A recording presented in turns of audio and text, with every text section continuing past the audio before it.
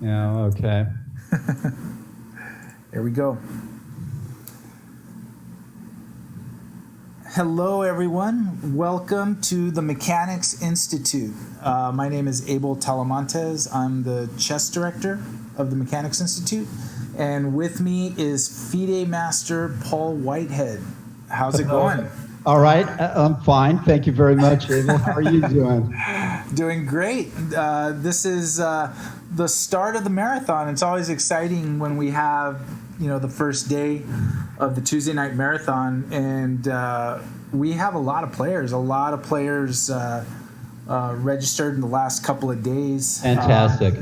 And let me put the link up in the Twitch chat that has the players, and the pairings are up already. Actually, it looks like we have a total of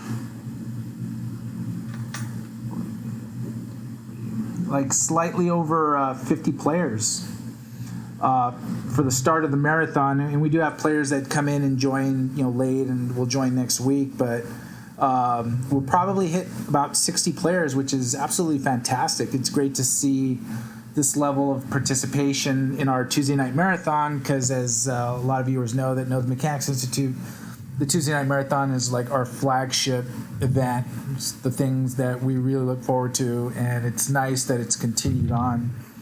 It's been held since 1972. 72. Yeah. Ray Conway. Ray Conway, your predecessor, known as Two Gun. He was known as Two Gun. Apparently, well, I actually saw him. He did have a pistol in the chest room. He used to wear one of those shoulder holsters with a pistolero. He used to be a prison guard at San Quentin, according to... Is that right? Yeah. Oh. Before he was a chess club director. So that's kind of like the gateway. Yeah. It gives you the qualities needed to be successful at managing the chess club, which is probably not too far from the truth, given some of the things that I've had to deal with in the chess room. I've seen it. I've seen you deal with it. Conway had his method, and you have your method. Yours is more peaceful and more reasonable, but. Oh, hold on! I gotta. He just happened to be there at the explosion of the Fischer-Spassky era. I can't imagine what it would have been like for a chess organizer. Just. Yeah, I mean, you could say the same thing, now. Like exactly. The blow up of, and this is one of the things we're noticing that, with all the online boom with chess, right, especially exacerbated by the pandemic, if you didn't have a club where you were ready to make the adjustment with tournaments and what have you, you sort of got left behind, because you have to do that. And it calls on leaders to kind of bring in skills that are new, where they have to learn. Unfortunately, we were able to do that. Judith was a huge part of all of that. But I think all of us, including you, me, Nick, we were all game for take on new things, and we did it. So right, and Ray Conway, the chess club was. There was no online chess at that time, and you'd walk into the club, and there were every day it was like 50 people in the club, and with the smoking and the carousing, practically, Conway's skills as a former prison guard were probably just what the club needed at the time. Yeah, and maybe that was like perfect for that moment. Right, exactly. And for I just got notification from Judith. She is going to be starting the game. So for those who don't know, this is 6 rounds. Okay, 6. And Judith, if you're listening to me, I have the link. I have the Google Sheet. It's 6 rounds. It's 2 rounds per week. 6:30 p.m. and 8 p.m. are the rounds. Game in 35, +2 USCF rated. And we have 2 sections. 1800 plus and under 1800.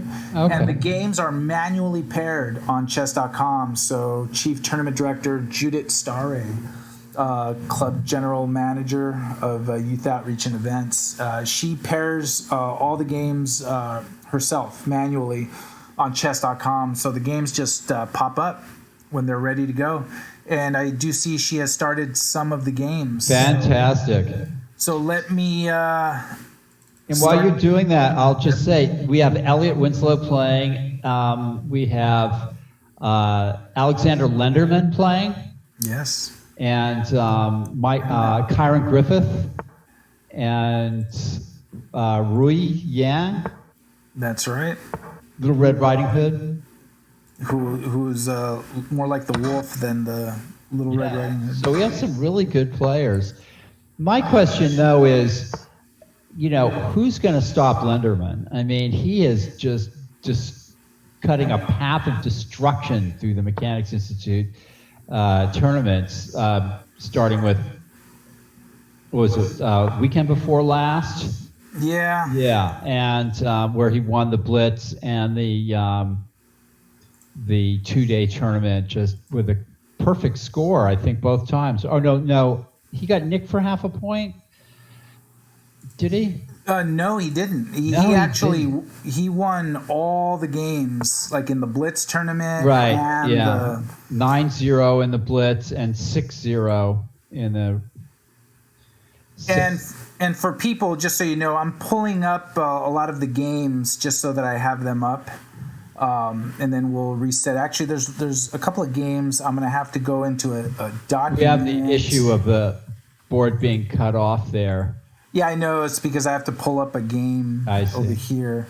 So people are getting a taste here of how we do. Carla Heredia is playing too as well. She is playing. I'm waiting for that game to pull up. So Judith puts everything in the Google sheet and then pairs them up here. And then I can pull up the games here, but all the games are not up yet. So I'll just pull up the games as they come later. There you go. Let's go to... Can we look at Lenderman's game yet? Yeah, let me flip over. He is playing on board one against Thomas Mazer. And that is a game I'm going to have to go over here and find. And that is this game. Thomas Mazer is a that's not former master there chess player. There we go. Very experienced player. But, and a supporter of the Mechanics Institute. He's supporter of chess in the Bay Area. Donated, chess in the Bay Area, because I know he gives a lot of support to Berkeley Chess and Mechanics, and it's good to have someone that's just looking out for chess in the Bay Area. Fantastic. So here we go, Alexander Lenderman and Tom Mazer. So I'm getting the board still cut off on the left side. Oh, you're getting that cut. Oh, let me see here. Let me fix that. Yeah. Do a little board surgery. I think actually the boards that you were pulling up, they look like they might have all had that issue. There you go. All right. Should be popping up. Well, Tom is got an extra pawn, and that's that bishop at e3. No, I'm being facetious. That's a bad bishop. This is, kind of dodgy here. If it's an extra pawn, he's down material. Yeah, Black's got pressure on the is going to have pressure on the e file and the c file, and this is as well as this is some problems for white here. Let's look at very thematic. I wouldn't want to be defending this position for the next 25 moves. And you got to do it against Lenderman, so it's no easy task. Yeah. So switching over to Kyron Griffith here. Okay, so Kyron, I'm not sure how the opening went. Was this at Caro-Kann with Caro-Kann, yeah. D takes c5, yeah. D takes c5, correct. Yeah. And he's playing Ken Fee. Well, this is, very sharp position, double edge. White's giving up the E pawn for the, big pawn majority on the queen side, and the position's unbalanced, and they've got a long way to go.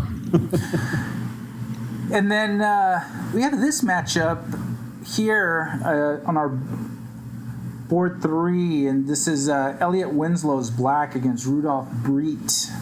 And Breet has he's a pretty tough player. I think he's a high A player, but plays pretty strongly, and so Elliot will have a little bit of a match in this round. Elliot's playing his favorite Nadorf or whatever, The Amsterdam variation, it says. Is that right? I wonder what variation is that. It says move 6 E5, knight F3, knight BD7 for black. Okay. E5. After White played bishop what was White's 6th move? F4. Oh, it was F4. Yeah, there you go. Interesting. Well, it's a game. Elliot, despite everything, just keeps on playing the Nadorf in the sharpest variations. He's an inspiration to us all with this kind of play. And he's successful at it. So. And just kind of want to give a shout out to everyone tuning in to watch rounds 1 and 2 of the Tuesday Night Marathon. We really appreciate your support, and makes it fun for us, something to really look forward to every Tuesday night. This is the Virtual Chess Club. Yeah, and it's working out fantastic. Yeah. Let's go to board 4 here. We have Rui Yan as White, and playing another kid, Nicholas Boldy. So this is a French defense, and Yep. interesting to see how it. Well, I assume White's probably going to take on C5 with the knight. I don't think you want that knight hanging out there at A4 for too long. Or some exchange will take place on C5, and then White will try to use the G4 square. It's again sort of too early to call here. Yep. We've just got a kind of an opening that's underway, French defense. So I'm gonna have to go to the Google sheet here because there's a game I want to pull up, and Yeah. I think it's this one right here. And it's not that one, but does it mess up the board? No, it doesn't. So it's good. There's Jonah Bush. Jonah Bush and Kritin Gopalakrishnan, but it's not giving the game that I'm looking. Oh, there it is. There it is. There it is. There it is. And David Flores is playing, one of It's our not coaches. coming up. It's not coming up. This is really frustrating. Why is this not coming up? What game are you trying to find? It's the game with Carla Heredia and Chelsea Zhu. Maybe it hasn't started yet or something? Yeah, I wonder if the link is not the right one. Well, we'll figure that out. It has started. Oh, there it is. Here it is. So do not let that rating fool you. So white is Chelsea Zhu, but black is Carla Heredia. She must be unrated on chess.com or something like that. Right, or like some new account or something. Right. Yeah, she's a woman grandmaster, right? Or has the WGM title? Yeah. Yes, she's definitely WGM. Oh. And really tough player. And I think she's still in Ecuador right now, I think. And maybe we'll find that out or not, if she's playing from there or not. But it was kind of exciting for us when she registered for the tournament.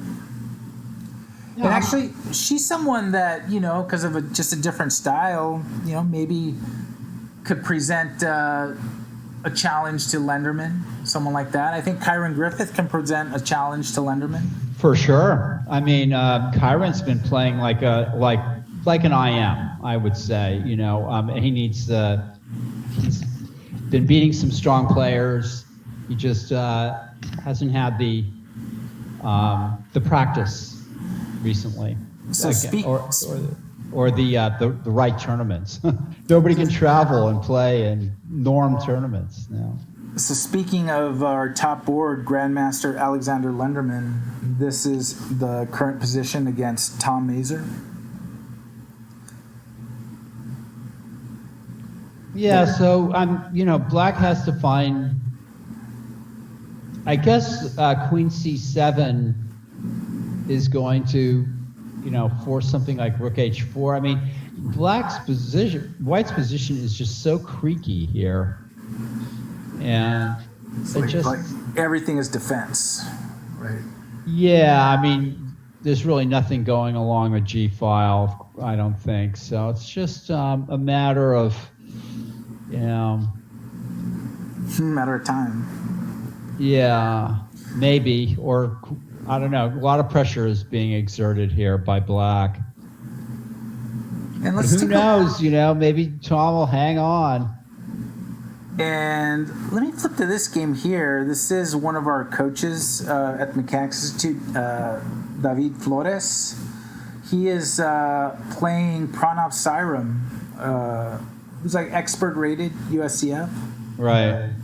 What do you think of this position here? Well, it looks like Black can play knight d4 and then c5. So. Yeah, knight d4. Knight g4. Oh, but then queen b7 is a little irksome. But Black should be okay. If Black could play knight takes c2 or something like that. Queen b7. Oh, White just plays queen d1. Now c5. Black is in total control here. Not only a pawn up, but a pawn up. Yeah, just bishop a3. David is a talented player, but plays quickly and needs to put a little thought into his game, I would say. Let's go back to this game with Kyron Griffith and Ken Fee. Yeah, so Black's taken the e-pawn, and after first throwing an a5, b5, knight takes e5, now bishop b2, attacking the knight, and the game is wide open, folks. The game is afoot. Yeah, the game is afoot. Sherlock. Interesting. Okay.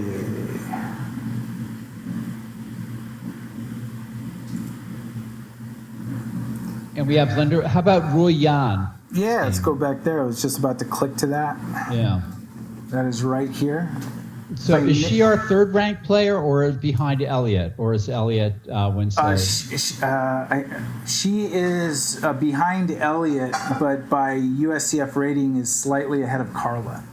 Okay. So it's Lenderman, Griffith, Winslow, Rui, and then Carla. Nice that we have some of the strongest women players around playing in this tournament. It's fantastic. And playing. Yeah. It's very cool. So a lot of tension here. Not one pawn has been traded, and Black is just complete nothing on c5, development, and nothing yet has happened here. So let's check in on Elliot's game. Okay. I want to see some gross blunders, Abel. Something I can understand.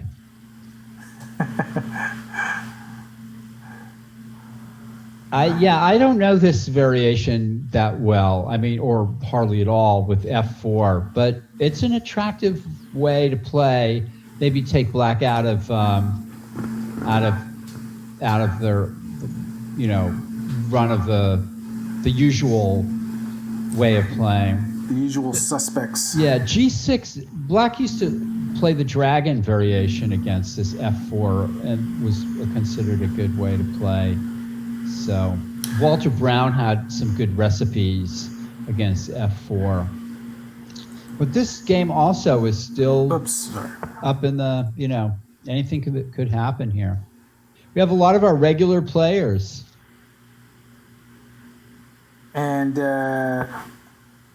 speaking of our regular players, we have this game between who I think, if I am correct, is the top seed in the under 1800, and that is Erica Malikan. Wow, Erica. Go, Erica. Is she streaming this as well? I don't know, actually.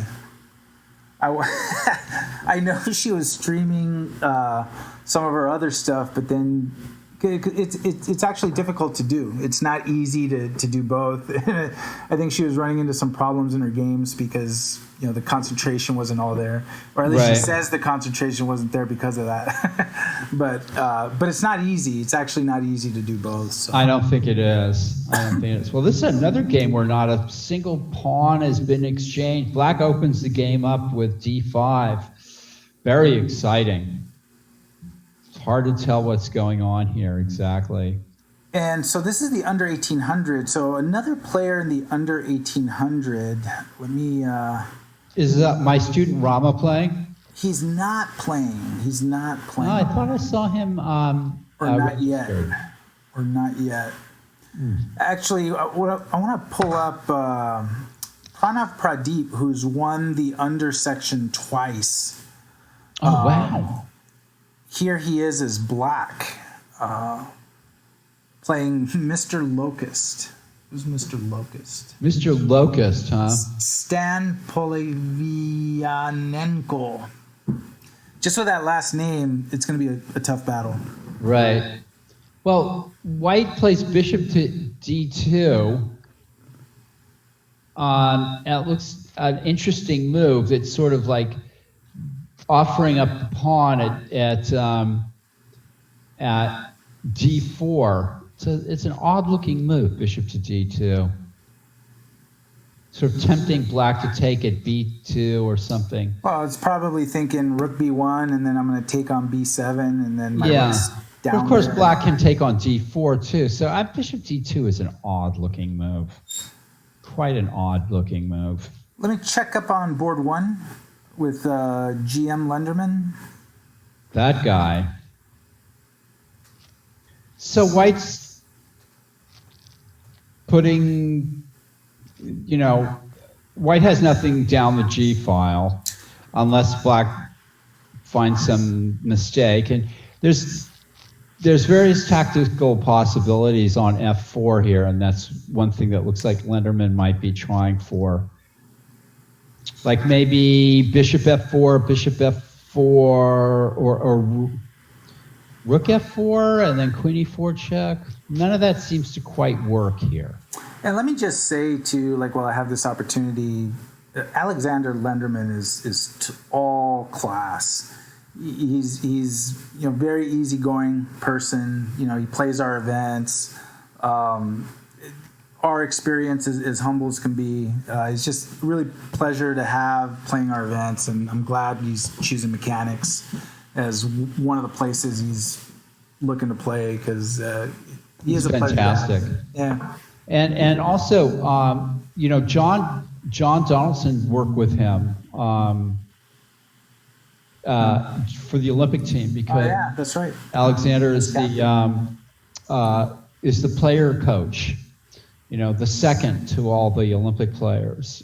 So he's a fine analyst and everything else. Prepping everyone up. Yeah. So Tom is hanging in there. I don't see a win with a sacrifice on f4 yet. Bishop f4 doesn't seem to work. There's nothing quite gelling for Black yet. I have a feeling, though, this is not going to turn out well Now, Black has got the idea of playing pawn to b4, fixing the pawn at c2. That's what it looks like with b5. Also gaining a little space. And White has to settle in for some grim defense here. Not good. So switching over to Kyron Griffith's game again. He's wow. Just marching that pawn down. Yeah. Interesting. So. Interesting. This is out of a Caro-Kann. Yeah. Well, with this newfangled pawn to e5 and stuff, it's not newfangled, but it does happen that the e pawn gets exchanged for the c pawn in some of these things. So, yeah. I guess White's going to play knight e5 or bishop d3, and White still has the problem of developing. you know. So Let's go I don't back see anything decisive here for white. and checking in on Rui Yang Yan's game against Nicholas Boldy. Oh, bishop a6 is such an odd-looking move. I would never play that. It just looks bad.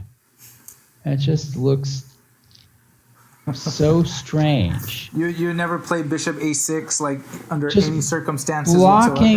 blocking the a pawn, putting the bishop on a square where it just doesn't it look odd to you? He's probably thinking I'm going to push b4. Yeah. Well, young players have tactics up in their minds, so they're always looking for the tactical solution. Whereas an old player like me just flinches in horror at.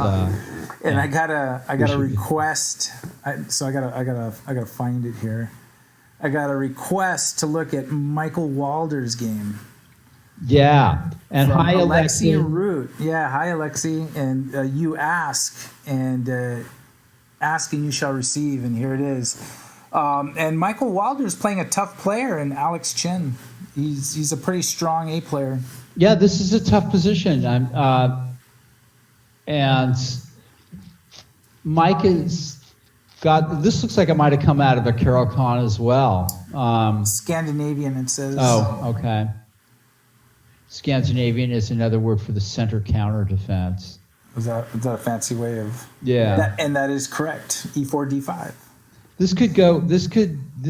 White's pawn structure there with H3 and G4 is a little funny. And it looks like an even position. I would say this is kind of even. And I wanted to thank Alexi Root. Fantastic article on chess and golf with Reika Stare. Yeah. Actually, you should do chess and running.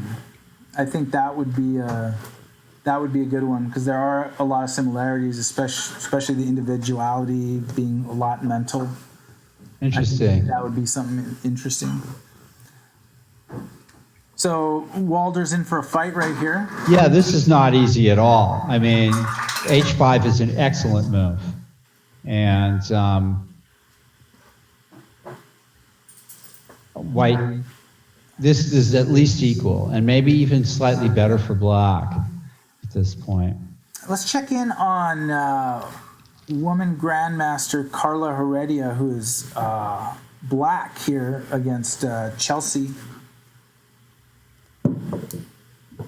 Zhu. Okay. Black seems solid right now. This looks like it came out of a Vienna game, or what was the opening of this one? Like it's still developing here. Yeah, what was the opening here? It was English. English. It says English opening reverse Sicilian. Oh, okay. So it's a very dynamic and interesting position with the isolated queen pawn and all the minor pieces still on the board, and I'm not seeing anything clear for White here. Let's check in on Jonah Bush.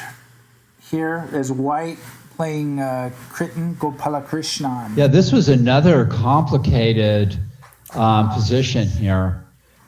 All the pawns are still on the board and the major pieces, and so this is, somebody's got to try to make a weakness in the other person's camp, and then we'll see the fight start. Right now, both players are playing it close to the vest, so nothing much going on yet.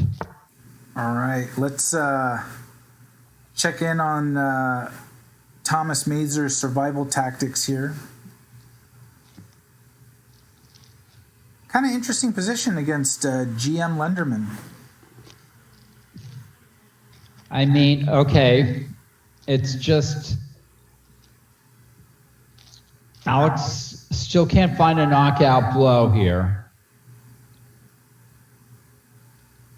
And there's no danger on h7 because if you capture the pawn and he captures with the f pawn, the rook on e7 is defending, right? Yeah, yeah. So black and the thing about black's position that makes it so attractive is he can sort of switch around. Like now bishop b6 maybe is an idea. Also there's, crude moves like queen a6 and trying to take on a2 or something. Black just has more space to operate in, as well as white's forces being so tied down. And Lexi Roots it's hard to imagine. Yeah. I mean, she's saying there's a part 2 to the chess and golf story, so I am looking forward to that. I had no idea. Do you golf, Abel? I don't like at all, but it looks really attractive. It looks like something I would enjoy doing just because there's a lot of mental to it. And sure. I mean, it's just beautiful out there usually, right? Yeah. But I would love to learn. When my son was growing up, I used to take him. He used to love to hit golf balls. He was pretty good. And then I took some swings and had a lot of fun doing it. But then when he stopped, I stopped. But it's never too late. Never too Queen late. takes b5 is met by rook f4 check, bishop f4, queen e2. Or rather, queen e4 check. And that was from the from the chat. Somebody's mentioning that in the chat. Also, rook takes e3 check would look pretty. Yeah, it's kind of greedy. So to Alexi, I don't do archery. I've been doing walking, but I know someone that does running very actively, and she could be up for a collaboration because I think she plays chess also, which is our mechanics accountant. So yeah.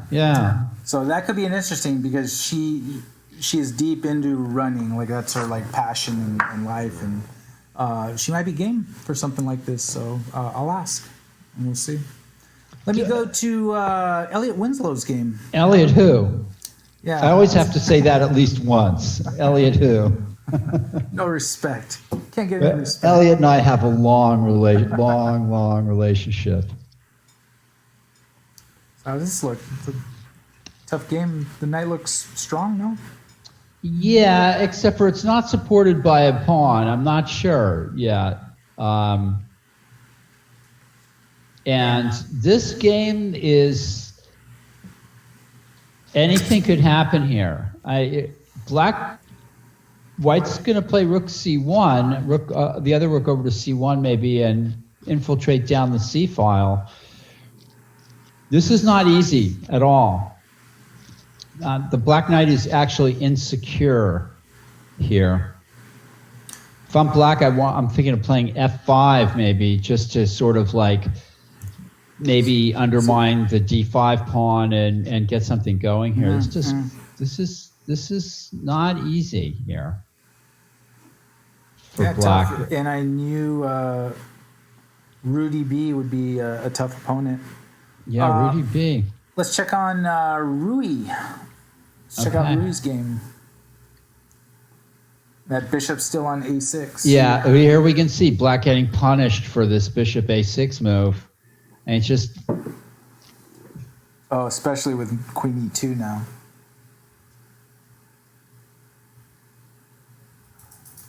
And white reacted well with b4, which took away the c5 square for the black pieces From advancing. and set up this this kind of issue now for black.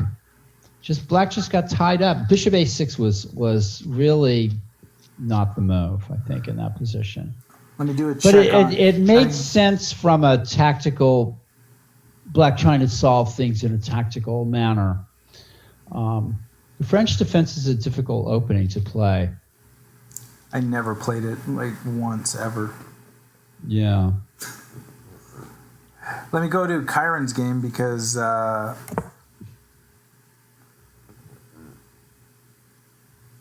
Black manages to castle before C7 happens. Right. Check. Well, this is the unbalanced to the max here. Black has the pawn majority in the center, which can't really get going here, and there's just so much going on here. Very complex position. Still. Let's take a look at Michael Walder's game. It's Michael Walder against Alex Chen, and yeah. So I'm not sure what's happened here. Oh, why is the Black King? Oh, he just something. castled He long. just castled long. I see. Yeah. So.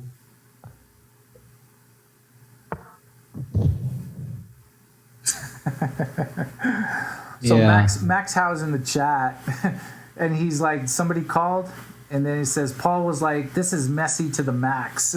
So, Oh, messy to the max, yeah. so he jumps on the chat saying, hey, I'm here. And he's still playing his game against Christian Clemens. Right. I think White's done well here to sort of maintain the balance. I mean, this is a little this is tough. Messy to the max. Messy to the max. How? Yeah, that's funny. And he's like, hey, someone called. Let's check on Erica Malikin, who's black here. Black seems to be doing quite well here. She's got time. Yeah, with weak white pawns. You can see an endgame with the black bishop scoping out all those pawns on the queen side. And there's a weak pawn at e3 as well. Black's doing quite well here. Let's check on board one. The GM. That guy. Oh, he's like opened up the... Well, yeah, I mean, White got impatient.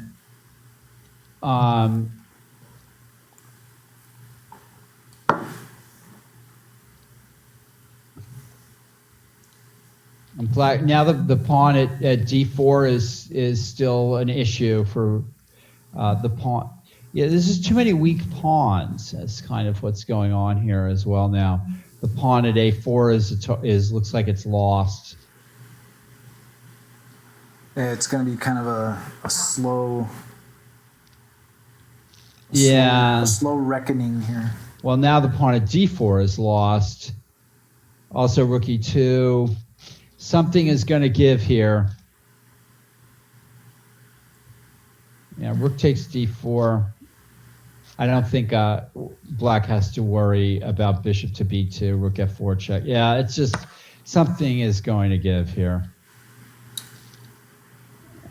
This is what it is there, huh? Yeah. Let's go back to Rudy B and Elliot Winslow. And Elliot did play f5. Yep. In order to undermine the structure there. So for everyone watching, we will have round 2 of this tournament at 8 p.m. 8 p.m. So when the games end, stick around because we have another round.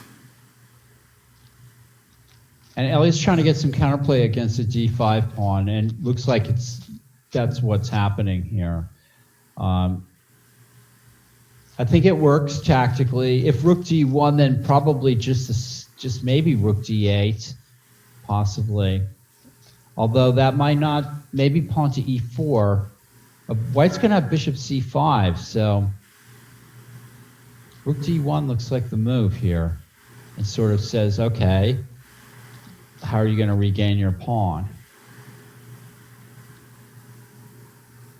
I guess pawn e4 will probably create quite a bit of counterplay, but Elliot's skating on some thin ice here. Here's a position for you, Paul, from Jonah Bush's game. Wow. I feel like we're playing Go right here. Yeah. Yeah. I started learning that I know, I know. We've got to talk about that at some point. It looks to me like black is good here. I mean, because there's the possibility of pawn f4 and or else some kind of infiltrating on the king side. Of course, white will have the possibility of taking on d5 and getting some pressure on the queen side, but I feel somehow that black has a breakthrough possibility here on the king side. Yeah. And like Chess is the Best Game says, this is black has more space. It's still a long way off, but. All right, let's go. Let's check in on Carla's. Carla Heredia is black against Chelsea Zhu. Okay, so black's going to take back on d5, and white will have gotten rid of the isolated queen pawn problem. This game, wait a minute, I'm sorry, it's white's move. Yeah, white's move right here. I have to pay attention to that. It's important, yeah. So I suppose 93. This game is still in some kind of balance here. White's played well. The knight on g6 doesn't look very good there, where it's stopped by that pawn on g3, and that tends to be this game has got to be level, I would say. And let me just go back to board one here. Yeah, now there's the pressure on the c file. I mean, this is just, there's pressure on the e file. I said this 20 moves ago. And that there's pressure on the c file. There's pressure on the e file. There's pressure on f4. Yikes! D4 check is coming or something. It's just. Yeah, this is. And this white is just ineffectual with the rooks over there on the other side. It's just, Tom, you got to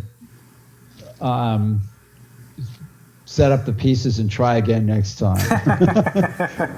What can I say, Tom? Give it your best shot, but this doesn't look good. We're rooting for you. We're rooting for you. All right, let's go to Kyron Griffith's game here.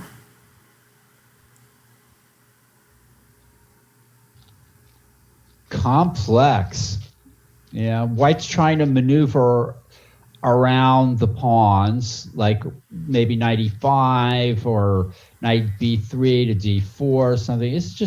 It's a crazy complex game. Black has got to try to get in pawn to e5, I suppose. And this bishop at b5 and pawn at c6 are really kind of throttling black up here. But still, and actually white might be threatening bishop f6 possibly. And also there's a time differential. It's huge, 20 minutes. Ken has played a good game. Black looks like he's played a decent game up to here, but he's really going to have to step on the gas with the time situation. So there was a big upset in the lower section. Andrew Ballantyne beat Nursultan Uzakbayev, who's a pretty solid 1600 player. Ballantyne took advantage of a blunder and got the win. I think that might be one of the bigger wins in his rated career. So. Well, Andrew's been playing for a while. He should have some scalps under, as they say. Well, this is definitely one of them. So congratulations. Yeah, to him. Cool. Next you got to play Lenderman and beat him, and then we'll really be impressed. Let's check this game here with Erica. Erica's still putting on the pressure here. Putting on the pressure. This is great. Pressure on E3, pressure on A3, pressure down the D file. Just a model game for black. Very nice. Let's go back to Elliot's game because I think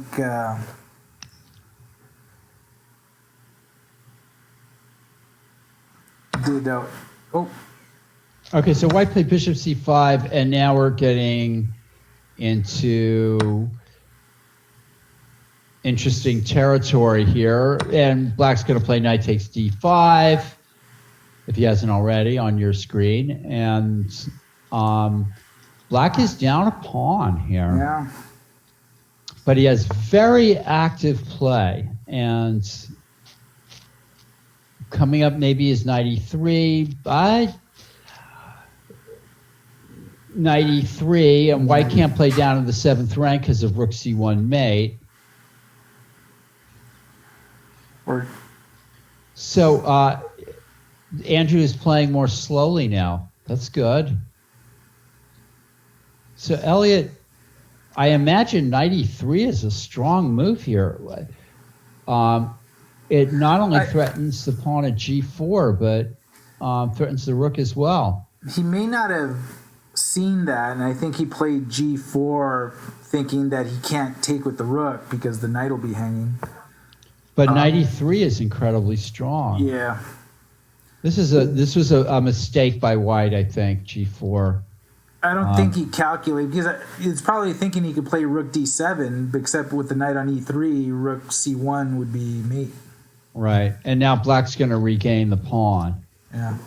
And have the better sort of the more active game. But I mean, yeah, I'm not sure what white should have played in that situation. And it would have required a closer look. Look at this one. This is the finale of Lenderman Mazer. Lenderman plays this move to close the show. Yeah, after bishop takes f4, rook c3 check. Rook c3, very nice. Yeah. And I see that now in the chat. Congrats to Andrew Ballantyne. Big win. Yeah. Pranav Sairam defeated David Flores in the game. Okay. So that game is over. Let's take a peek at Kyron's game here. Very complicated game, but Kyron way ahead on the clock. Knight e4, black is mixing it up now. Okay, so if knight e4, bishop takes e5, that doesn't look so great for white, I don't think.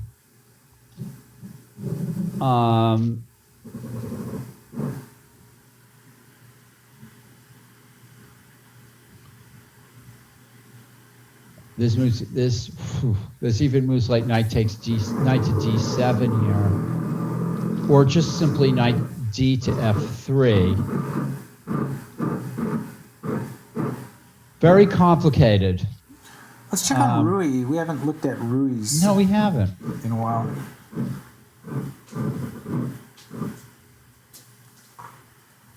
And wow, black has managed to avoid losing a pawn to all those threats on the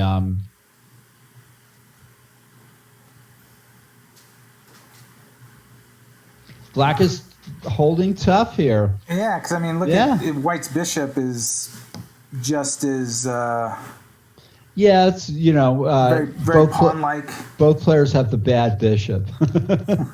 That can happen. I mean, good defense so far by black. I'm gonna flip through how we got here. Oh, to this game.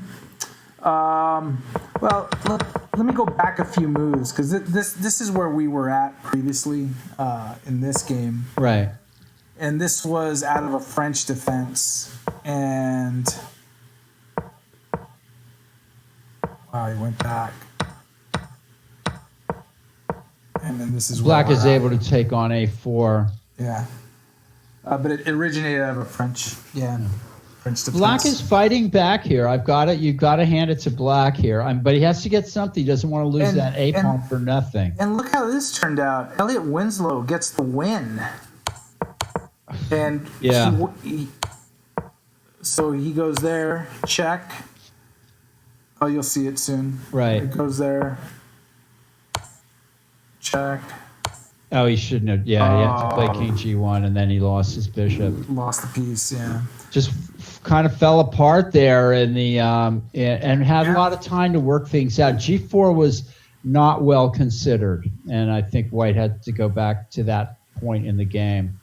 Somehow, the middle game was well played, but in the transition, in some of the transitions, white lost his way.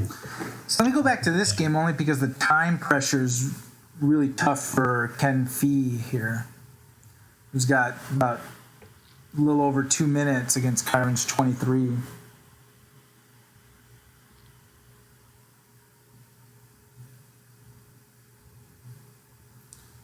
So if bishop c4, d takes c4, knight takes c4, black can throw in bishop c5 check and then take on c6. Kyron's not, I don't think it has proven anything yet here.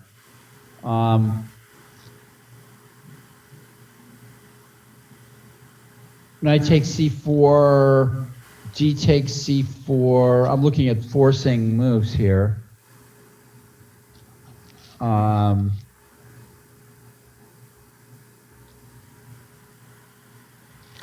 Still, knight c4 looks like a good move to sort of clear up some of the air here. Yeah, that's what happens.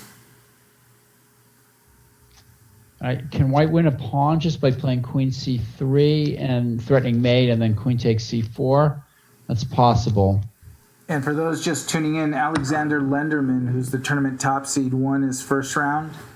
Kyron Griffith is here playing his first round. Looks like white can maybe just play queen c3 and queen takes c4, and we'll have won a pawn. And with the bind on the queen side still there, black is in for a tough fight.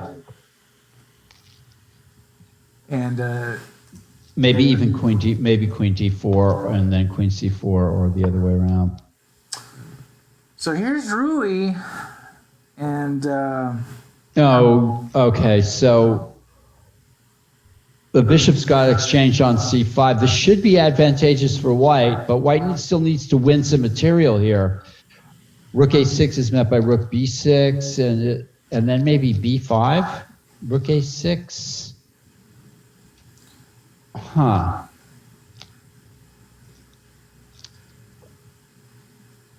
Black has to be a little careful also because of the weak back rank. Some of the tactics might not work for black.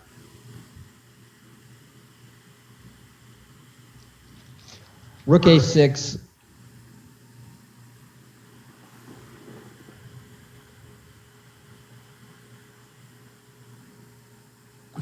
Rook a6, rook b6. Yeah, it might even be possible for black to play knight takes e5, believe it or not, after rook a6. Oh no, queen c7, rook c7, fe5. Yeah, almost. Yeah. So rook a6, rook b6, and then pawn to b5. But then rook takes b5. And you're on the knight on b2. And rook a6 played. Right, now rook b6. Pawn to b5, rook takes b5.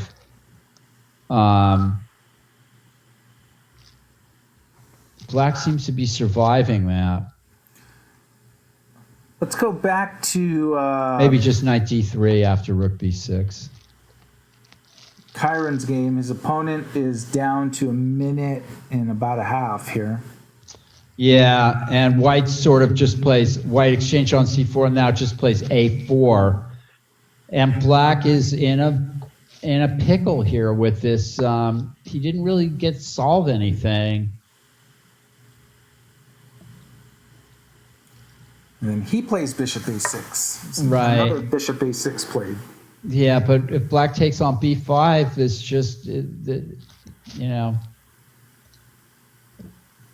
white can still threaten mate and then take on c4 with the queen. It's looking good for white at this point. I wonder what it's like for a lot of these kids that are playing the tournament tonight. Wonder how their school's going, because presumably they've started already their virtual learning. Right. And some schools are open, half open, or what is the situation with schools? I actually don't know. Like I feel like I heard that In California. Not that they're half open, but that their hours of when they do the virtual learning, there's flexibility around it. Right. And I think some schools have the option to apply for some exemption to do live, but I'm imagining that's mostly for like some private schools, because I think all the public schools are virtual or online.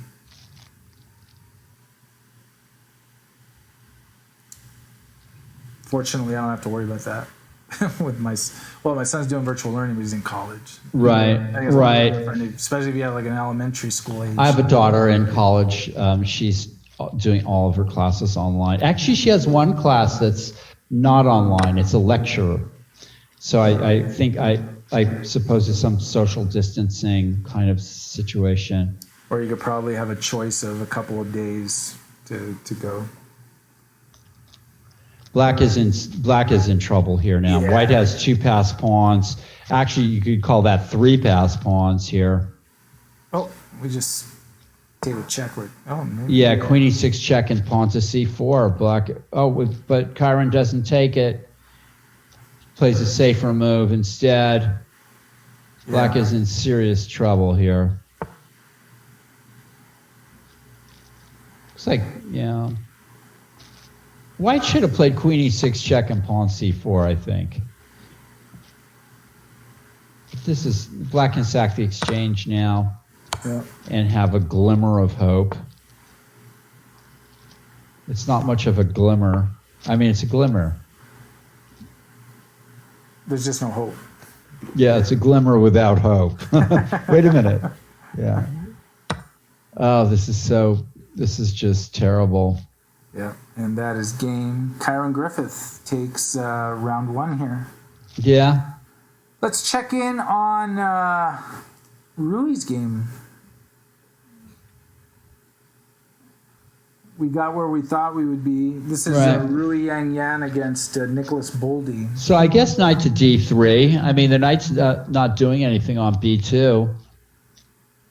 And then maybe black will take on a6 and play rook b6, and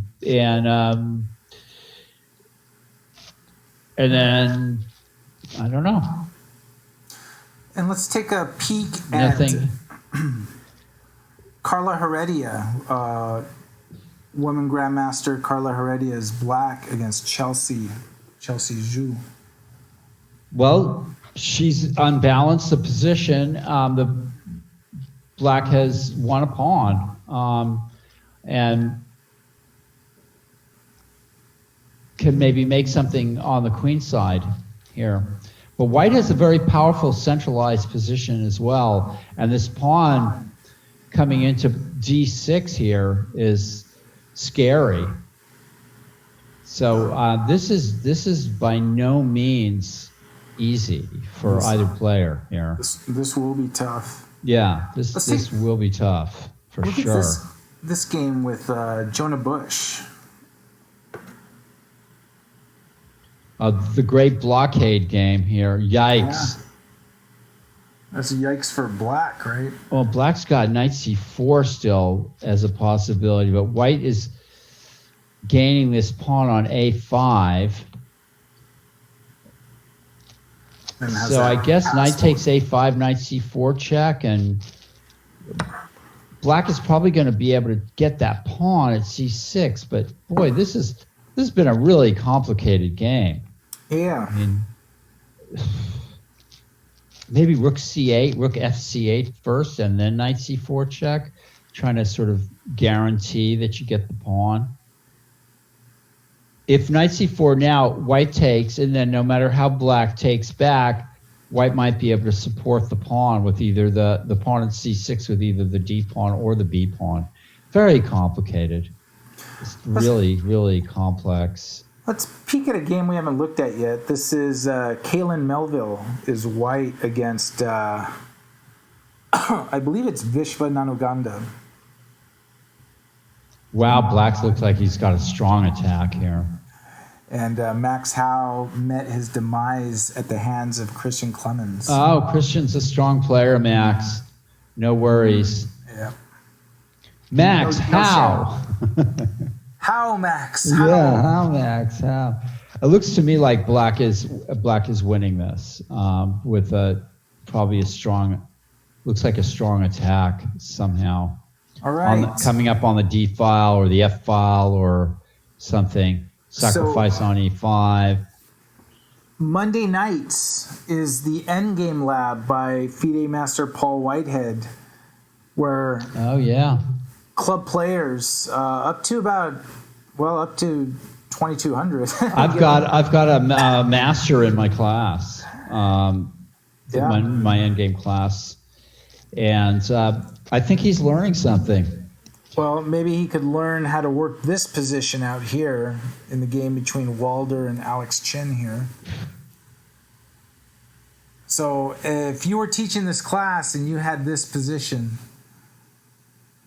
I would put the advantage with white, with the ability to make a pass pawn on the queen side, but it's still theoretical at this point. But looks to me like white's a little better here with the pawn majority on the queen side, and black doesn't have anything similar.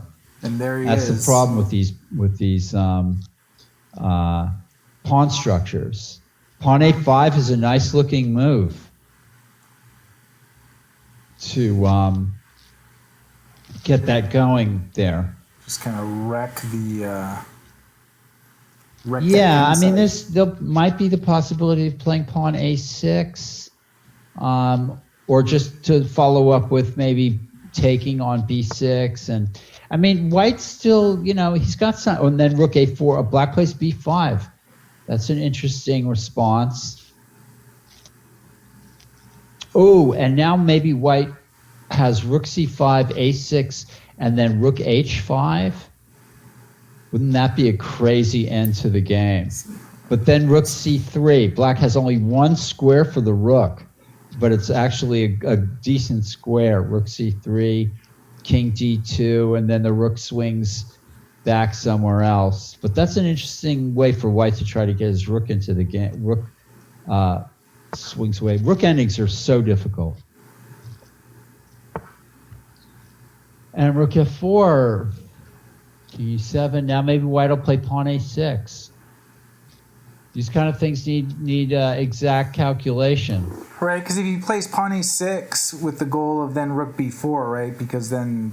But it's black's move, and black could play maybe rook C3 and king D2, and then rook C6, picking up the pawn at A6. It's white's move here.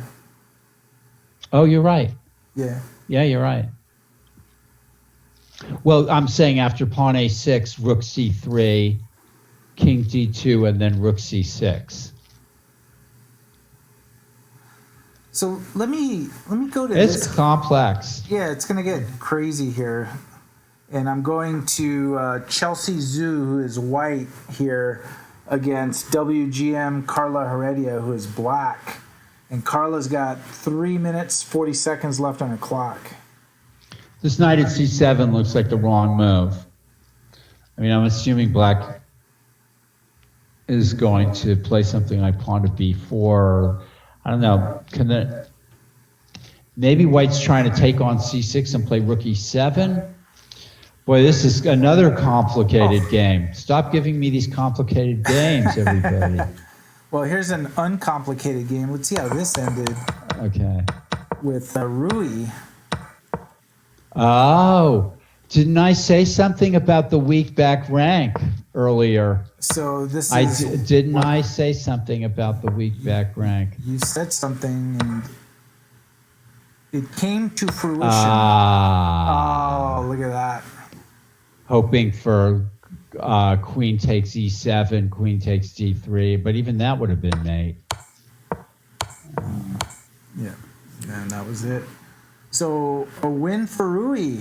Going back to this game here. Now I know. Not sure how that happened. I know Carla plays well in time pressure, so I'm really not worried about her clock winding down. Right. Well, the thing is, okay, so what black has to worry maybe about, well, first of all, knight takes b5, but also there's the possibility of white taking on c6 and playing rook e7 maybe. So, hi everybody who's watching. We have a lot of people watching today. Yeah. Or a pretty decent amount. That's great. Round one of Yeah, the Tuesday night marathon. Yeah. Lenderman and Winslow and Heredia, Carla playing. Kyron Griffith. Yeah. Rui. So bishop g4, okay. And I'm assuming something like rook g2. Still with the idea of maybe taking on b5 or else playing bishop takes c6 and rook e7. Still an idea. I'm not sure I would have played f3 so quickly, which blocks the bishop out. I mean, blocks your own bishop out. But you do get to take on b5, and so the question is, what's Carla gained from that? And she's worried about the d pawn. Yeah, if I was white, I might have tried to play some plan with taking on c6. Although pawn, again, white can play pawn f4 here. Black doubles, and then it's not so easy to take on c6 because after pawn takes. Oh, you could do that and then play the knight back to d4. Yeah, that's not good for black. Hey, check this position out here with Jonah Bush and Kritin Gopalakrishnan. God, this game.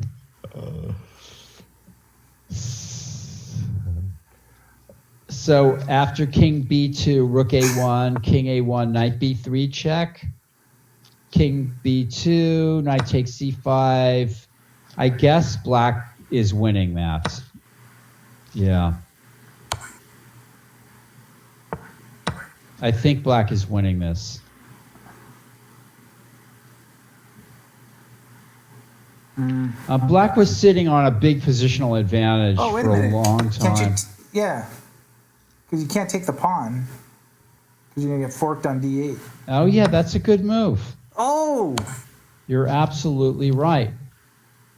You did it anyway. And does black have a breakthrough? No, so black is losing. Unbelievable. Yeah. I wonder if you saw that. And black had all this time to think. And this is what we've said before, is that you see your opponent down to second, so you start playing fast and you allow yourself to get carried too fast. And I think this is what might have happened. He missed that move. Because now this is a total win. Yeah. Great job by Jonah Bush. Let's go back to Carla Heredia. Black was on the cusp of a win, I think. So white slows down with this h3 move. How can that be the right move here? a6, bishop c6, and then knight d4. Then the pawn's just hanging at h3. It looks like very odd. Very odd. Whoa, bishop c2. And then bishop out to a4, or what? We have a Carla fan in the chat. Yeah, Carla. Oh, she got a lot of fans. So Carla teaches a school in Novato that's really close to the mechanics, Hamilton School. So maybe it's one of her students rooting her on. Yeah, this game has taken some strange turns here, and black could have been a little bit more direct with a6, maybe. And Carla under 30 seconds, so she is going to have to make some moves. Well, as we see over and over and over again, just having a lot of time doesn't guarantee anything. Yeah, and this is looks like that D pawn's going to go, right? Finally. Yeah. And white's going to probably be able to get the c pawn in return, like bishop c6 takes, and then knight d4, rook d6, knight takes c6. It's done. Black has done well here. So for everyone watching, this is one of the last games of round 1 of the Tuesday night marathon. Round 2 is going to be at 8 p.m. So there's more chess to be had here. Top section, top seed is Grandmaster Alexander Lunderman, followed by FIDE Master Kyron Griffith, International Master Elliot Winslow, WGM Carla Heredia, and Rui Yang Yan. So we have top talent in the top section, and round 2 is coming shortly. But we're watching the last moments of this game, which was a tough game for Carla. Yeah, it's still a tough game for both players here. And I think we're at a point where Carla's done well. This could have gone worse. This could have gone considerably worse for Black, I think. I think as it gets more simplified, even though Carla's down to 20 seconds, this is when the master player. Yeah, that's very true. But White's played a good game. Just maybe could have gotten more out of this. Now bishop to e4. Oh, okay. This takes it. Oh, this is even better. A5 is a nice move. Very nice move. Like really. Knight d3, rook d3, and Black is probably winning that. Yeah. A5 is an excellent move.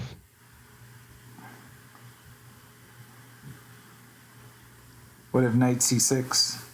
Yeah, I guess. And then maybe pawn a4. I mean, Black is getting the pawn closer in. Bishop e4, knight a5, rook d2 is probably strong too, but maybe not as good as just this. Now bishop e4. Ooh. Oh, she's trying to get the pawn to go up to g4. And before playing bishop e4. Whoa. Maybe. Oh, White gives up the pawn at h3. Was that a hang? That was straight up hang. It was, because if the bishop can go back to d7 to protect. Wow. White's not being careful here and playing too quickly as in an endgame. Your grandmasters would be taking, a long time over their moves here. It's funny to watch how carelessly lower rated players play the endgame. It's just amazing. Where they should be thinking a lot, they blitz out their moves until they get a bad position. Then suddenly they start thinking. And now when they start thinking, Carla's thinking also, right? That's true. That's very much true here. That was bad, right? I'm not sure. I mean, yeah, probably bad. Oh, look at this that. Could be difficult to win for Black. The king is going to have to come in here. Good. Yikes! Now we have another problematic position here. I suppose Black is much better here. So I imagine. Quick. I say, we'll do a quick peek at Michael Wilder's game, who's also down to the wire here. So White managed to trade off. They managed to trade off some pawns, and boy, this is complicated as all heck. Now Black looks like he's doing fine. Oof. White throws in this move. Is that good? He's trying to sneak the pawn pass, but Black could just play f5. I don't think that pawn at g5. That might be a mistake. But then you'll capture an a7, man. And then And Black can capture the g pawn. I think White's maybe over-pressing here, but boy, it's hard to tell these. All right, back to this game here. Carla down to 11 seconds. 11 seconds. I suppose White's got to have a draw here now with a strong king at d4. Carla can't make any inroads with the king over there. at all. Or with the pawns, right? Yeah, there's just no way. I mean, she could try to bring her king over to the other side. She's putting the pawns on the wrong colors on the. I mean, white's almost better here in this endgame. You know, despite being a pawn She's down. probably trying to induce a some kind of a mistake by Chelsea. Well, white's almost better in this position with positionally, even despite being a pawn down. It's not easy. Carla needs to watch that clock because it's seriously.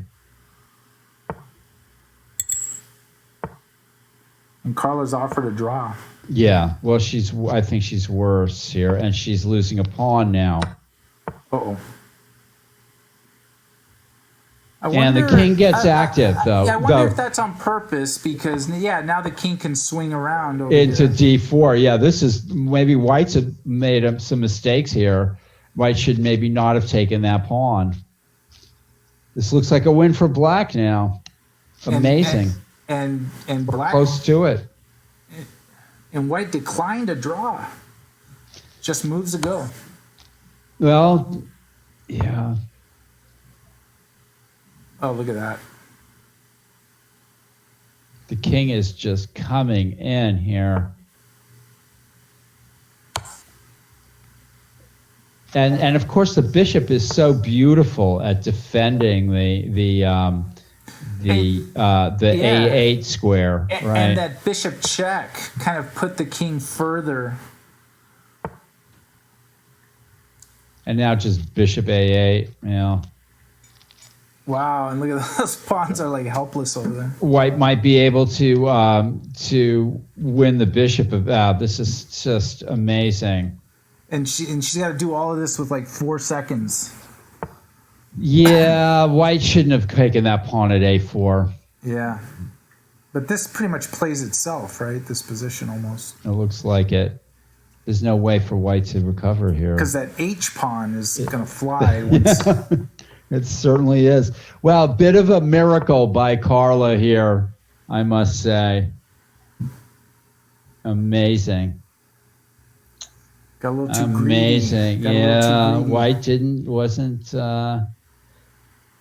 the carelessness that I mentioned about moving too quickly in and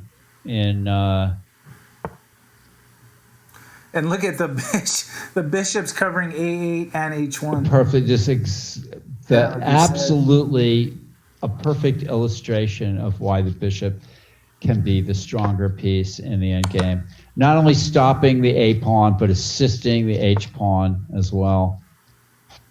And now it's just runs White into Zugzwang. Zugzwang. Wow, what a win by woman Grandmaster Carla Heredia. Yeah. And she picks up 500 rating points. That's right. Is that the round? So we'll ask Judith, is that the games of the round? I know we didn't have all the games up, but I think... it's the games we had up. I'm going to take a 5-minute break. Yeah, take a 5-minute... Or a 10-minute break or whatever. You extended it. I'll take an hour break. Yeah. I got it. Just go to sleep, and then I'll tell you what happened tomorrow. No, I'll see you back here in about 5 to 10 or a little... Yeah, go for it. So there's still one extra rated game that is going on. So we'll wait for that to end. So the next round will start at around 8 p.m. I just want to thank everyone for joining the Mechanics Institute. We called this one the Mechanics Institute Community Tuesday Night Marathon. And we did it sort of in honor of our mechanics community because...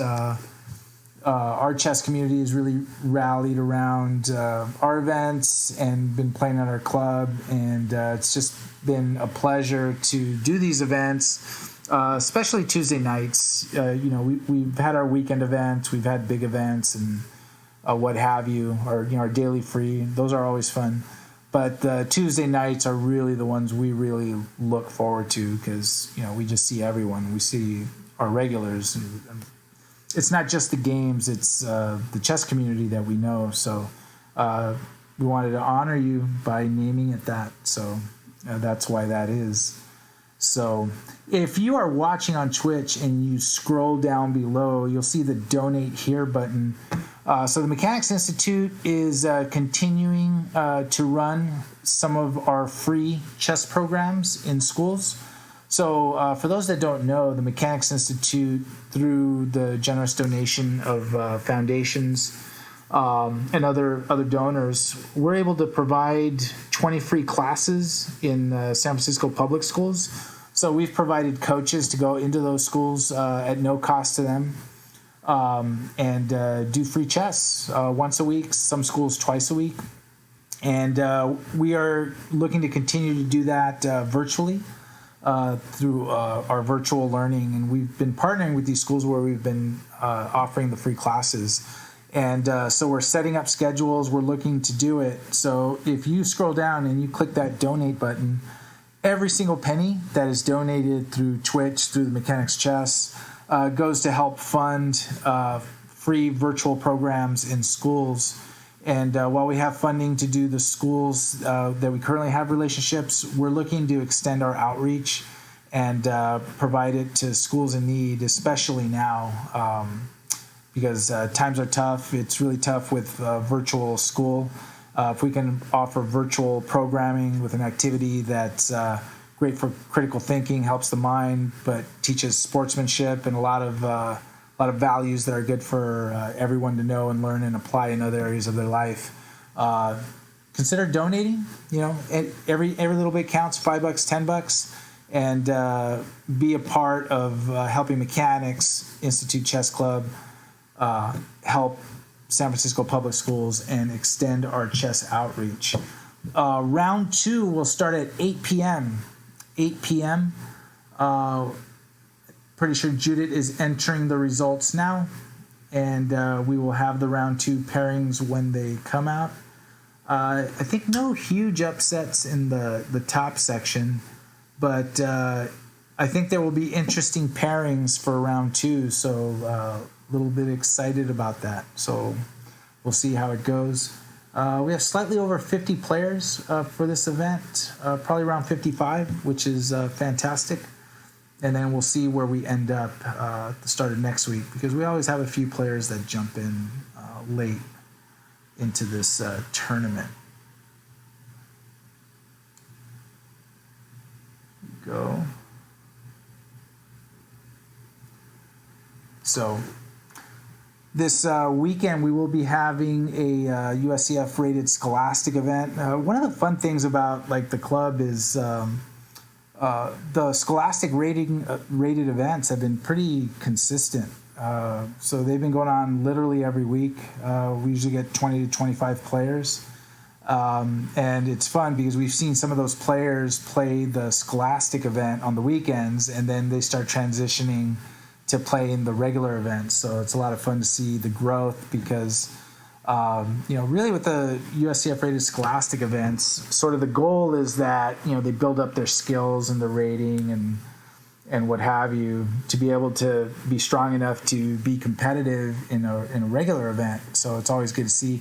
And just like in this round, Andrew Ballantyne, who, basically lived off of the Mechanics, the weekend rating events, pulled off a big win against someone who was a Tuesday night marathon regular and a solid, 1600 player. So the kids events work. They're good practice for coming out and then playing the regular events and regular chess.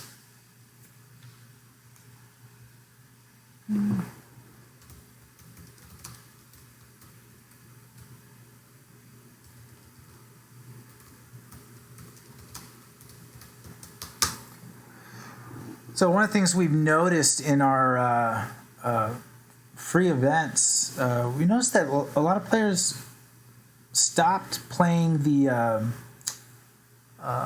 thank you, Miss Red Roses. Did you stream your match that you were playing? We know that you won. We saw that. But Misread Roses. No, next week, Erica Malikan. She does streaming of her own, but I think you were good not to do it. As long as you keep on winning, you shouldn't do it. So don't start streaming again until you lose a game, and then start streaming. So, because it is actually difficult. It was like 2 weeks ago, the first couple of rounds of the Summer Chess Festival. I was doing the stream by myself, and it's actually a lot of work. It's a lot of work, especially when I'm trying to do the chess analysis, and my chess analysis isn't the best. So I'm trying to struggle to understand what I'm looking at while trying to provide coverage of the games. It's just not easy. Let me see if we have an update yet. And we do. We have the pairings for round 2.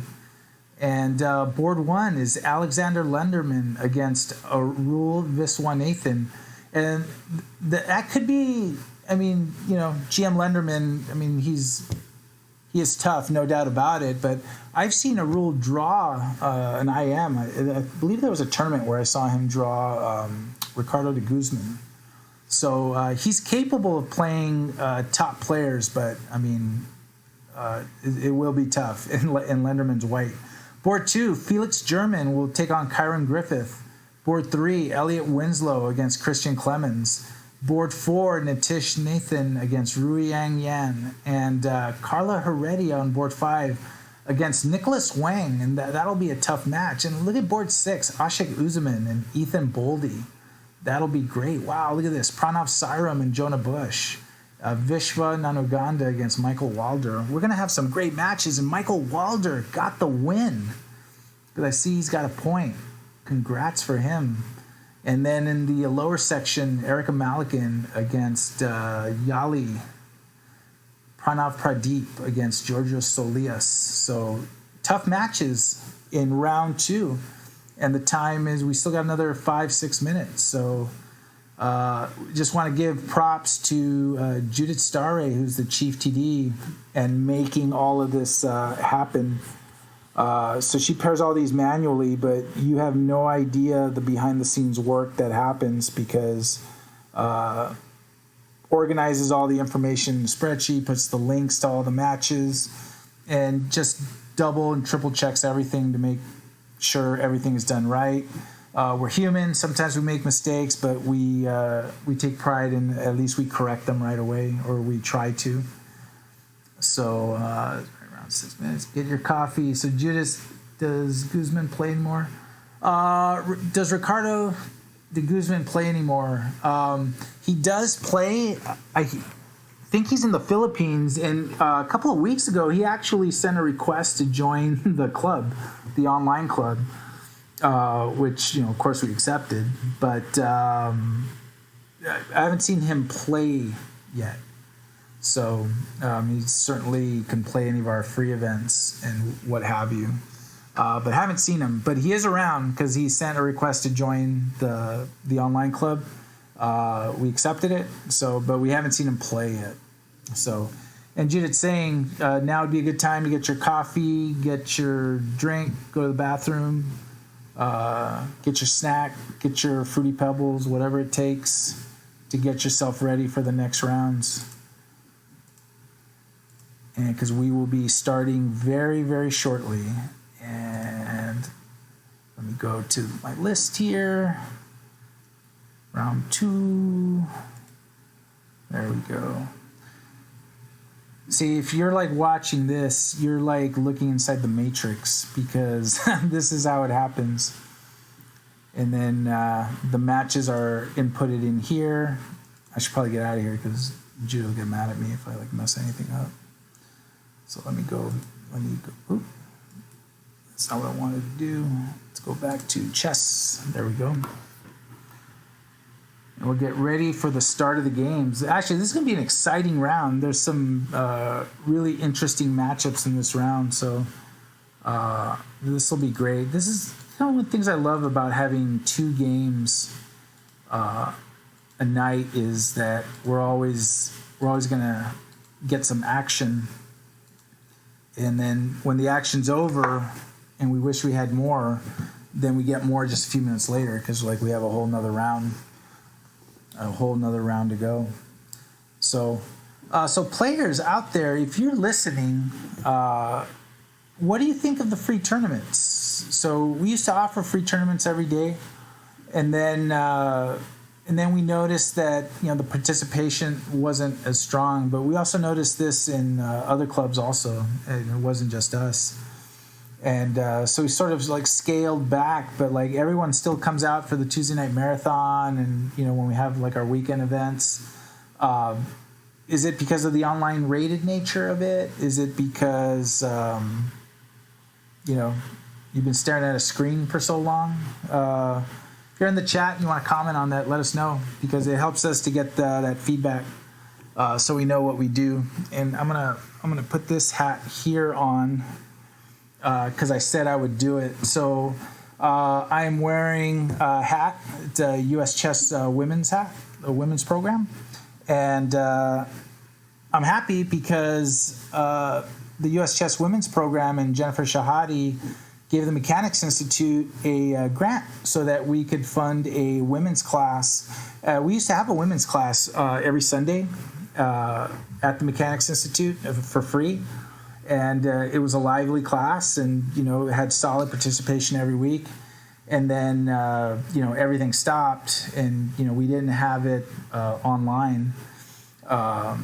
So we applied for a grant through the U.S. Chess Women's Program, and they awarded us that. So starting this Sunday, we will be offering the women's class, and it's been fantastic. We've had so many people sign up for it, even though it's free.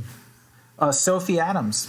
Wow. Yeah. That's so great. Yeah, and she's a FIDE trainer, development instructor. It's a free class. It's let me find the link for that. So if you're a female and you want some participate in some free chess, you can sign up for that class. Let's see. Let's see if I can find it and put the link up there. And Sophie's fantastic. She's like a great coach in the class. She has a great style. Very no nonsense, but entertaining and fun. So we were happy that she made herself available to do it online. So really terrific. Yeah, so we're really excited about that. There it is. Boy, Abel, I'll tell you, looking at these games as Tuesday night marathon games over and over and over again, I'm just to it. Yeah, go ahead. I'm just always struck by the same issue of these masters playing those end games better than their. You can afford to make a couple of mistakes in the opening and a couple of mistakes in the middle game, but once it gets to the end game and you start playing like a bonehead, Yeah, you can't mess up, and one of the fun things to watch is like how these grandmasters, you mess up that one little bit and then they just know, and then they play it. Michael Walder lost. Oh, is that right? So Judith, did you get that? Michael Walder lost the game in his round. No, that was unfortunate. Maybe overplayed his hand a little bit in that game. Let me take a look at something. Yeah. Anyway, I'm really enjoying the endgame class, and sort of I'm learning a lot about endgames myself, and players just don't want to, the average club player doesn't want to take the time and pay attention to it, and they get punished for it. That attitude. And just to let everyone know, we will be repairing the top section because we had an incorrect result. We had it that Michael Walder won, so we're going to correct that now, and then we'll repair. So None of the games have started, so we will repair and then we'll start the games, and then we'll start shortly. Sorry about that, Paul. No. And it's fun to see just the masters do what they do. Yeah. So we have to. Somebody has to give Lenderman a fight here. Well, this round, because I don't think it'll affect that. But who knows? It may affect the pairing, so we'll have to wait. It was going to be a Rule Vis 1 Nathan who has the capacity to play tough. Right. So. And Judith. Humans are tired. Yes, we are. I was reading an article in the. And Paul, can I just say real quick? Oh, go ahead. People have no idea the furious pace that precedes the 2 hours before the marathon starts, because we get so many registrations late and so many questions and updates and things we got to send the messages, and it's just like nonstop, like crazy. So by the time, especially in the first rounds, because we're getting the registrations. So by the time it's like now 8:00, it's actually pretty tiring. Like we're like on fumes a little bit. Yeah, sure. So it looks like Christian Clemens is going to play Lenderman. Okay. And Carla Heredia survived a round. She did.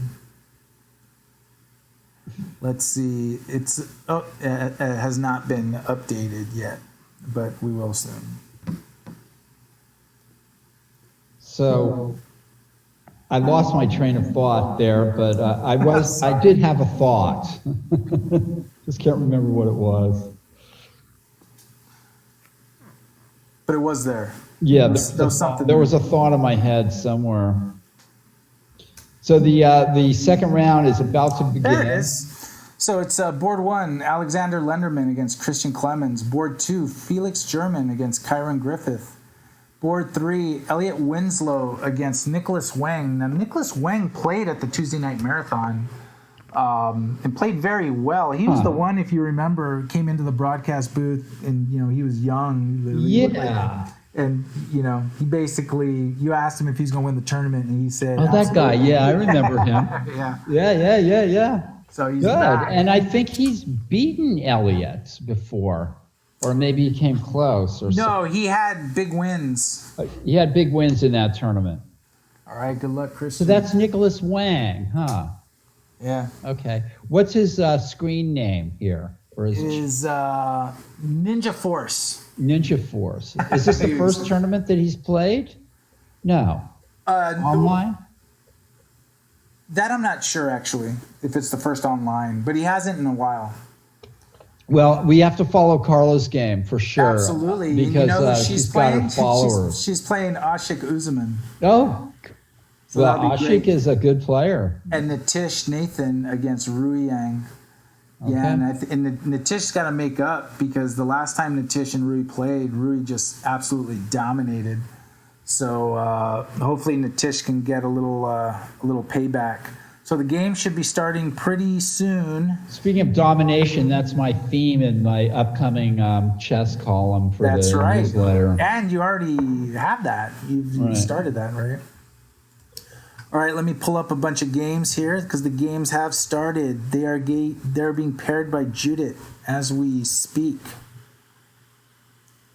She has been granted the powers by chess.com. Some people want invisibility, some want speed. Judith gets pairing. That's her superpower. So Christian Clemens is playing Alexander Lenderman. Christian, this is your moment to shine. I am so rooting for you. Yeah, just don't run out of time. Just play your best game. And here we have Felix. And I'm just pulling up games right now. Who had a chance to nail Karen some weeks back. That's I think. right. That's right. And is probably it was like wanting close. revenge. John, let me just go. And who's Elliot playing? Elliot is playing Nicholas Wang. Oh, that's right. Actually, that's a game I have to fish out. So let me go fish that out here. Round 2, Elliot. Oops.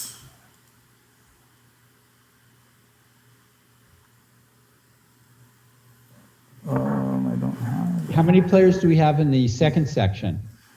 It's limited. We have like 18. That's good. And the first section?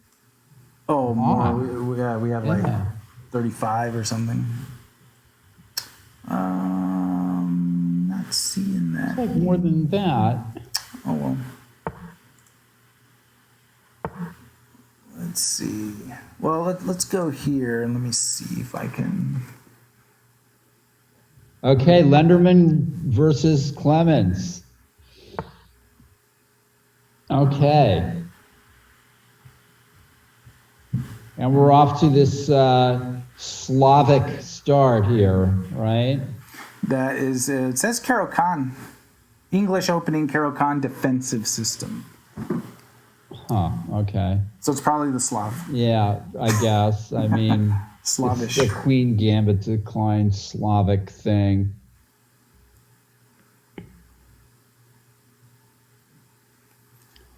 Well, Christian knows his openings, and he knows his middle game, and he knows his end game. That's everything right there. Yeah, that's everything right there. Oh, There's that funny story about Peter Biosis and Bobby Fischer. What story is that? So Bobby Fischer came up to San Francisco to stay with Peter Biosis and Jimmy Buff and Steve Brandywine at a house on 3rd Avenue in the Inner Sunset. I think he stayed a few weeks or something like that. But it was under a lot of secrecy. So I was friends with all these guys, but I never got invited over because Fisher would have not allowed, he wouldn't have allowed anybody to come over to the house. So apparently Steve played Fisher. Buff was a childhood friend of Fisher's and from New York, but and Steve knew Fisher from New York, and Peter Biosis may have known him, just met him there for the first time in San Francisco. I'm not sure, or maybe they had met at the Olympiad or something like that. Peter's been around for a while. Yeah. So Steve and Peter apparently played Fisher some blitz games, and Steve told me that he did terribly against Fisher. He won about 1 out of every 10 games, which sounds pretty good to me, right? Right. But Steve was very modest and also not so modest as well, maybe. But Biosis apparently lost every game that he played with Fisher, and he said to Fisher, what can I, what's wrong with my game? What can I do to improve my game? He says, well, it's the problem with your game is the opening, the middle game, and the end game. Sounds like insurmountable problems. It had a lot of work to do. Let's check this game out here. What is this? This is Carla Heredia is white against Ashik Usman. Okay, I'm not sure what opening this came out of. It says Sicilian, the Hog Gambit.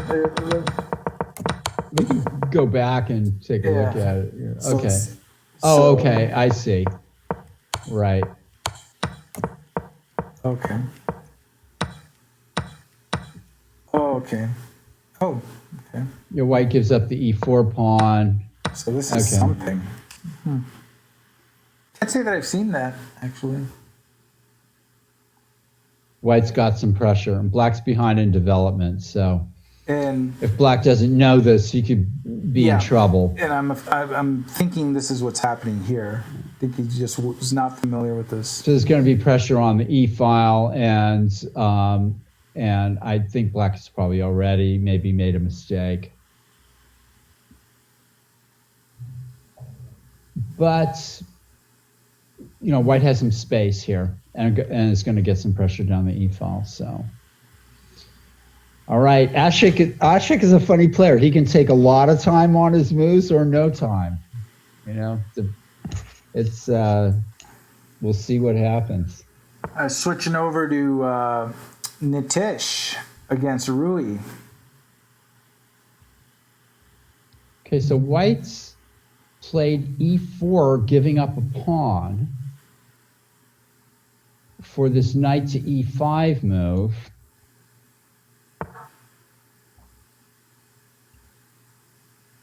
And black plays, of course, B5. So where's the beef? Isn't that what they say? That is. In these things. Do we not have the compensation we were looking for? I wouldn't say so. I mean, I don't see it. So, I mean, if white plays B3, black's just going to take it and then protect on A6. So it doesn't look like this worked out. Okay, so actually this is a good move because after A6 takes on B5 and then B3, black might be left with a targeted pawn at B5, but still, I think black should be okay. Black should be okay. Let's check in on top board. Yeah. The Lenderman. Lenderman against Christian Clemens. Okay, it's gotten sharp a little bit here. And, unless this is some book thing I don't know about, which is very likely because most book things I don't know anything about. F-Pawn, how are you? Hey, F-Pawn. So white, what black has done is looks like white's getting up the pawn roller here in the middle, and I think black might have already made an error here. Things be steamrolling the pawns. Yeah, I'm seeing pawn E4 in white's future. And white's getting ready for a sort of attacking setup here. Wow, Christian's going to have to react very quickly to get out of this. Check this out with Carla Heredia and Ashik. Yeah. Well, I did say something about pressure down the E file. But I can see how this happened. Yeah. White played bishop G5 and then bishop F6. And now black can't castle on the king side, which maybe is not that worrisome if he can castle on the queen side. I'm staring an open C file right down. Yeah, I mean, white still has to sort of get the knockout blow. It's not. There's still a couple of undefended pieces, undeveloped pieces. Carla is liking this position a lot better than she did her last game for a while. Yeah. I mean, Let's take a look at Elliot's game here against Nicholas Wang. Elliot who?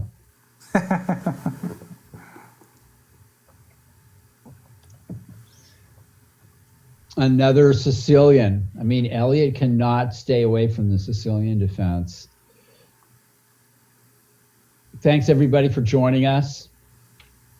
Yeah, round 2 of the community, mechanics community, Tuesday night marathon. Cool.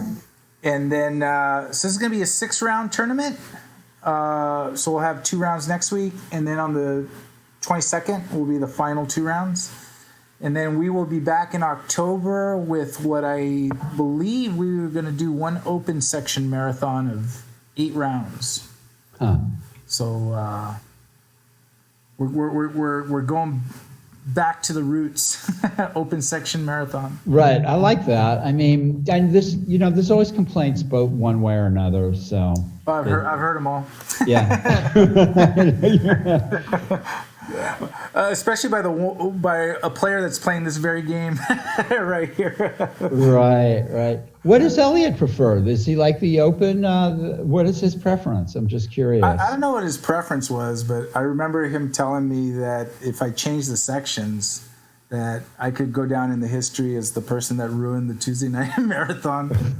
It looks like nobody could ruin it, no matter what they And did. then I told him, but I might go down in history as the one that revolutionized the Tuesday night marathon. I go, I'm willing to take the chance. And it's been fine. Somewhere along the line, it got changed. I mean, the first Tuesday night marathon was 12 rounds, the original. So, I mean, by the time you took over, it was already, 8 or 9 rounds? Yeah, but that's the number of rounds as opposed to sectioning it. Yeah, sectioning it is an interesting thing. Well, there's always going to be people who want this and people who want that. Want chocolate, some want strawberry, some want vanilla. Right. All right. Yeah. Some want, rainbow sherbet. So we have to give them pistachio. Oh, I love pistachio. Yeah, me too, actually. How about Rocky Road? Yeah. Everybody gets Rocky Road from now on. This is back WGM Carla Heredia's white against Ashik Uzuman, who fell into an opening that he may not have been prepared for. Yeah, but look at this. I think Black might be sort of solving some of the problems here. The king safety is an issue here for Black. Oh, especially they cannot castle, right? Right. Or at least not kingside. Black is just going to have to play tactics and try to make off with his ill-gotten gains. And but that's been the kind of game that it's been here. So maybe knight d4 and queen d5, or who knows. I mean, it's been a sharp opening, that's for sure, and it remains a sharp position. Let's check on Felix and Kyron. Speaking of sharp players. Yeah, Felix, he can mix it up in a way that gives him chances, right? Right. Or he has the capacity to do that. Well, this is looking a little better for white, probably. I mean, just because of some space. But I mean, queen a5, knight a5, Black's going to play bishop b7 or bishop a6 even. Something tells me Black is doing okay here. Maybe white should play d5. I don't know. Let's look at. I think Black is probably doing fine in this position. Interesting. I'm gonna go against my better judgment. That pawn's telling me there's nothing wrong with the Sicilian. I agree, actually. There's nothing wrong with the Sicilian. I'd play it myself, and I've played against it a million times. I asked Wesley So when he was at the Mechanics, right before about a year before you came.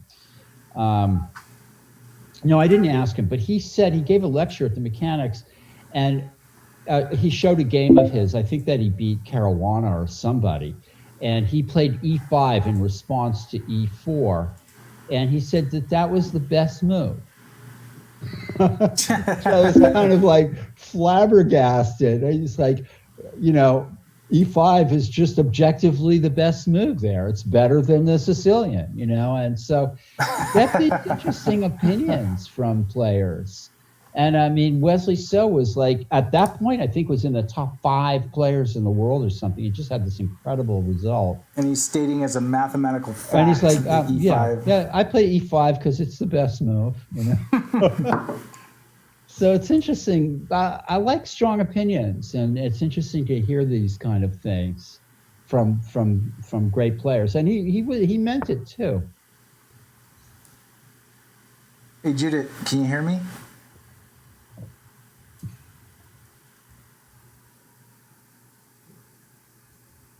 I'm seeing in the chat if she's listening. So Black's trying to pivot around the e5 square and using piece play here. It's interesting. He didn't throw in A6, A4, which I thought before that he might have done. Jude's asking me what's up. I just wanted to know if you could hear me. There's no question. And this sort of almost resembles a Benoni. I mean, Black has to do something like, get an F5 or something to get something going here. It's quite sharp here. I said F6 maybe. Said it earlier. Want to say it again while we have time. Give her props. Yeah, hi out there, Judith. Yeah, she does a lot of work pairing these games manually and getting the standings uploaded. So much appreciated. I'll say one thing. I work with the people that I work with. Abel Telementis is the chess room director. I'm a FIDE master. Nick DeFermian's a grandmaster, and Judith Starry is a genius. that well said. That basically sums the four of us, our abilities up, I think, It sums it up very, very well. Yeah. So she just has a G. Genius.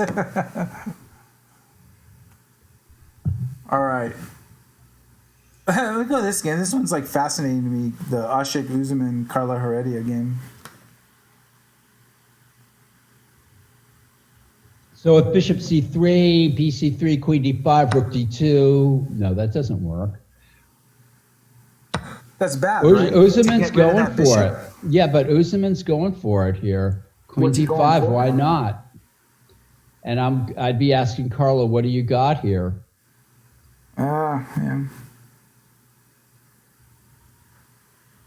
I mean, but won't this Queen be another A4, situation? Queen A4 check and Queen takes A7 is maybe what White needs to do here.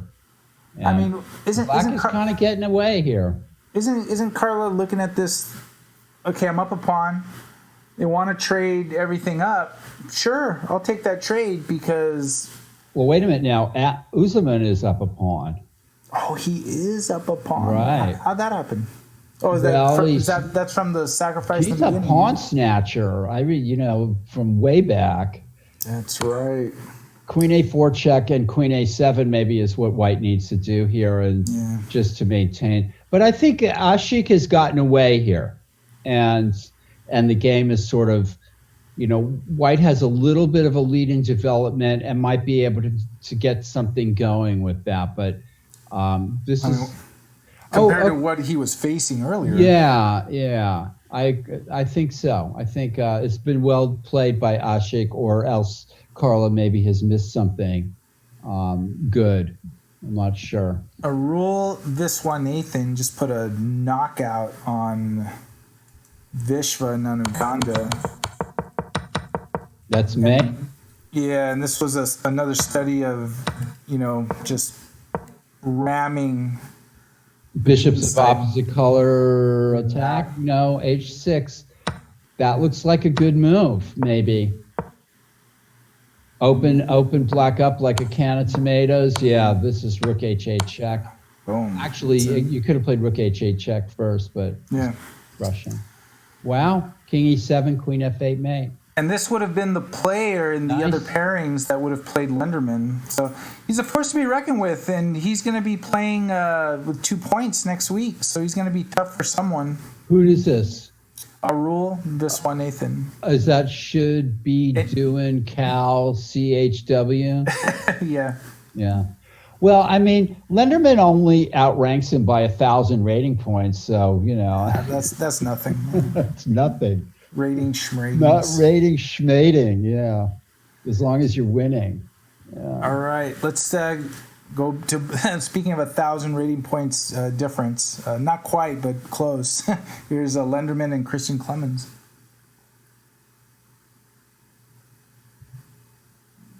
I think Black has has this issue of the white pawns. Now maybe knight c4, and Black has to get in a6 and b5, and has to get some kind of counterplay against the center. Has to get something going. If White just is allowed to do whatever he wants, knight c4 threatens knight d2. That is a threat. And then if the problem is bishop c1, is black quick enough to be able to sort of get something going with a6 and b5 fast enough?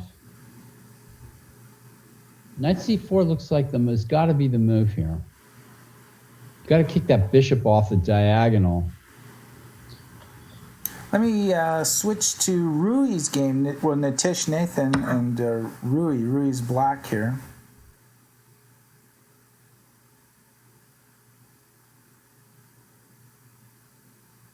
I think white has probably done well here to at least not be a pawn down. Black has pressure on the c file, but this is not easy at all. I can't say who has that black has any kind of advantage here. Peeking on Elliot Winslow. Although it can be difficult to suggest what white should do here. Elliot against the Ninja Force, Nicholas Wang. Well, black has this nice g5 square. And white can put his knight on g6. Yeah, that's the next move. Yeah, if knight g6, pawn to c3, maybe. This is pretty sharp. This is pretty sharp here. Still check pretty on sharp. Interesting. Check on Felix in Chiron.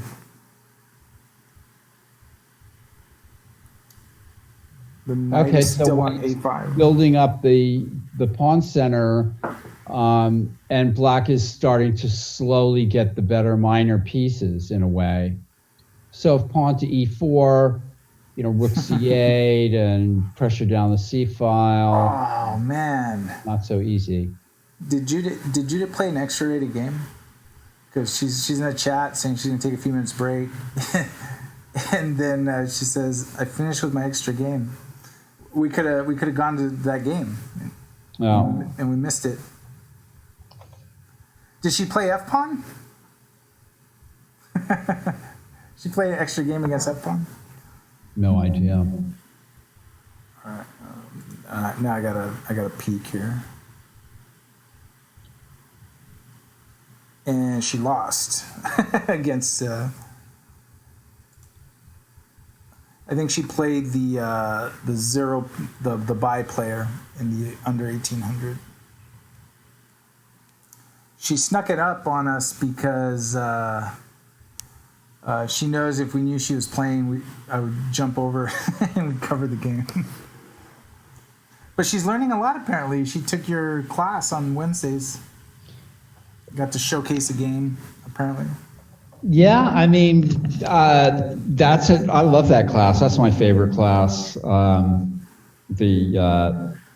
It's the game review class, I would call it, and it's been going on ever since before the pandemic at the Mechanics. And we'll announce it here now. So we'll be sending out an email to everyone tomorrow about it, but. Paul is teaching a class that's in 2 parts on the World Championship. It's going to have a part 1 and a part 2. I've already taught part 1. Oh, I see what you mean. Right. Yeah, you taught 1 class, right? Not the whole part 1. Right. But we're looking to get feedback on the class because it's sort of an original class, and you had to do a lot of prep to sort of design the class.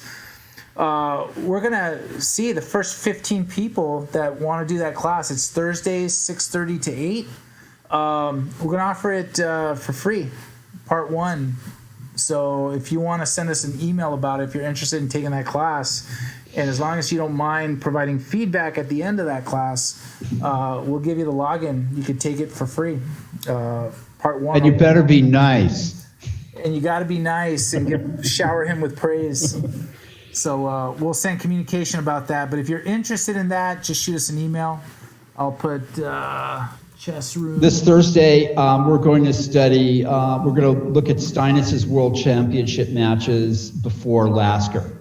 So his match with, well, I would call it a World Championship match. His match with Anderson, then his match with Chigorin, a match with Günzburg, another match with Chigorin, and a match with Zukertort, of course, which was the first official world championship match. And look at 3 or 4 games from each match, 3, 4, 5 games from each match. Kind of breeze through them, little history, get a sense of where these players stand in chess history and what their styles were like, and where they make their contribution. The first class was before this, so it was the McDonald-Labordine match and Morphy Anderson and so on and so forth. Those quite early matches and contests. Staunton, Saint Amant, I'm learning as we go along. Players like Kasparov and Fischer are the 2 of the greatest players that ever lived, if not the 2 greatest players who ever lived. We're all about studying the games of these old players, and I'm finding the games to be far more interesting and far more better fought, and the level of play is much higher than I kind of would have thought at the before this. I started looking at this whole thing. So each week we'll look at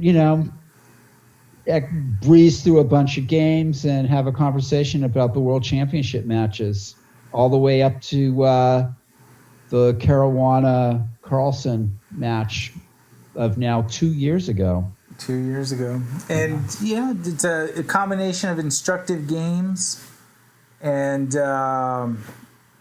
hey, Andy Lee's in the chat. Hey, it seems good, but it's hard to see how to make it better. Hey, Andy.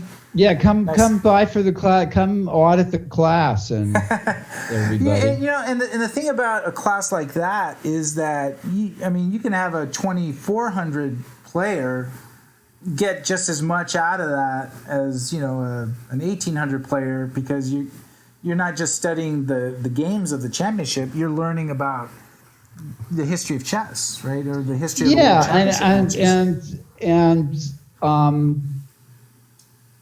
a part of chess, a lot of the early chess history and the games, like I'd never played over any of the Staunton Saint Amant match games, and only a few of the Labordine McDonald match. I found him fascinating, absolutely.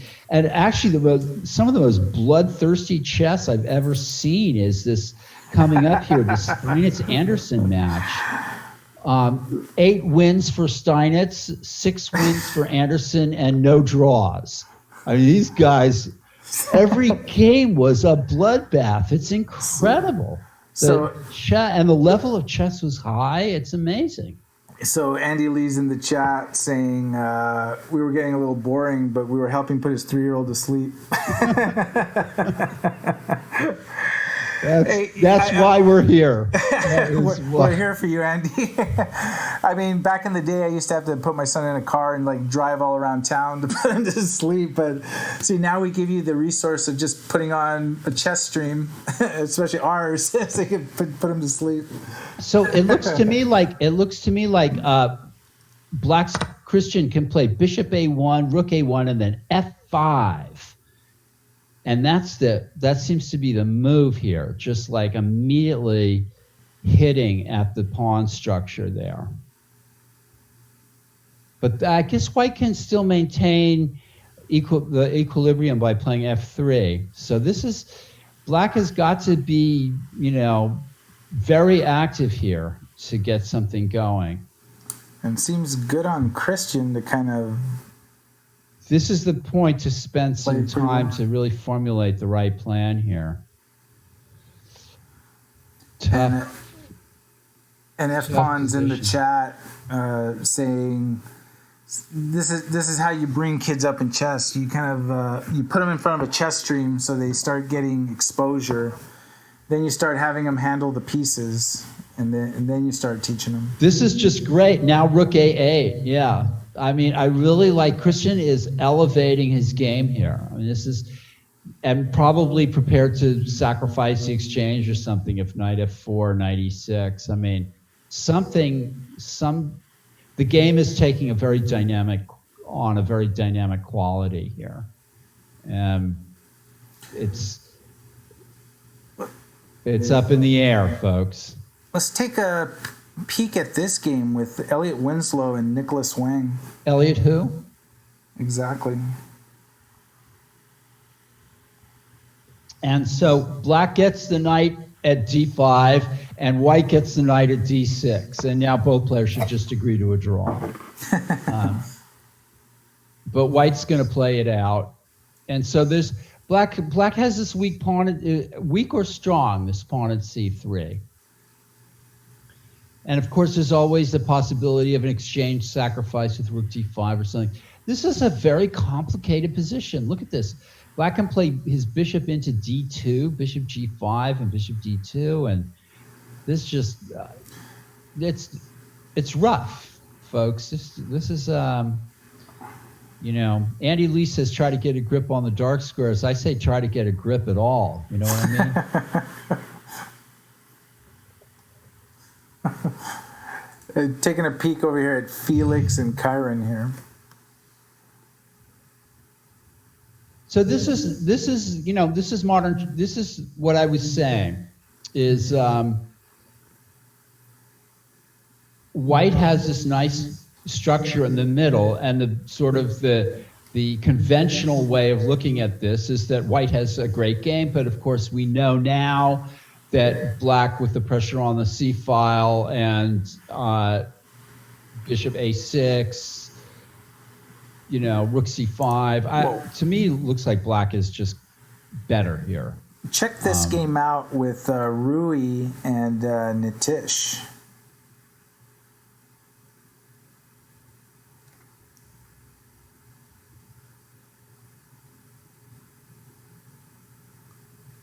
What is going Black on has this here? dangerous pawn at e3.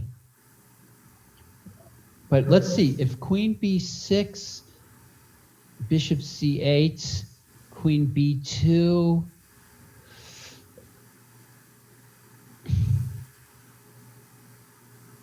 Black is maybe looking for something cleaner. It looks like black is sort of got the chances here with that pawn appearing now at a3. It looks like white played f3 and black played e3, or some variation of that. Or yeah, black played e3 and white played f3. Yeah. And that means that there's the fight for the, you know, that it's a real fight now around this pawn at e3. What happens after? And why bishop a? Yeah, bishop a6, is that forced? That's such a strange looking move. What about rook h6 right here? What about rook h6? That looks like a decent move. Jeez, queen h6 is forced. Right? Because, I mean, queen h2's coming. You can't play queen g3.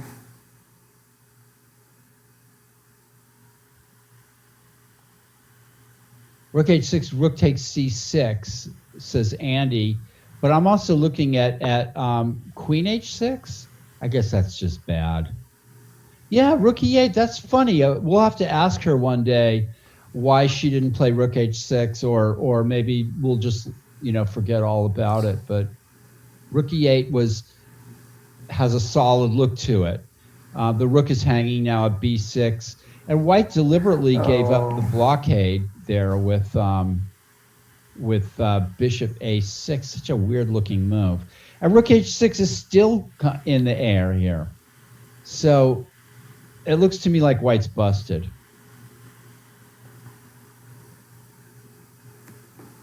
Yeah, this is just bad. Rook e8 is very clean, I think. It's going to force white to play rook c6 just to gain a tempo. Let's go back to board one, Lenderman and Clemens. Yeah. Okay, so you go straight in with knight f4 to come into e6. Oh, why did Christian play rook to d8? Yikes. That move. Can't just lose a move. That move. Well, white can't directly play into e6 because of queen takes e6, right? But nevertheless, there's a big question mark whether that rook belongs on d8 in the first place, and maybe it should be on e8. Prepared to play rook takes e6 maybe, or else just not lose the exchange to a fork. I mean, there's tactics going on here, and maybe it won't come to that, but it looks to me like rook d8 was maybe not the right move. Yeah. And the action has picked up over here. This is some tough games going on here. Yeah, this is just. Oh, but what now?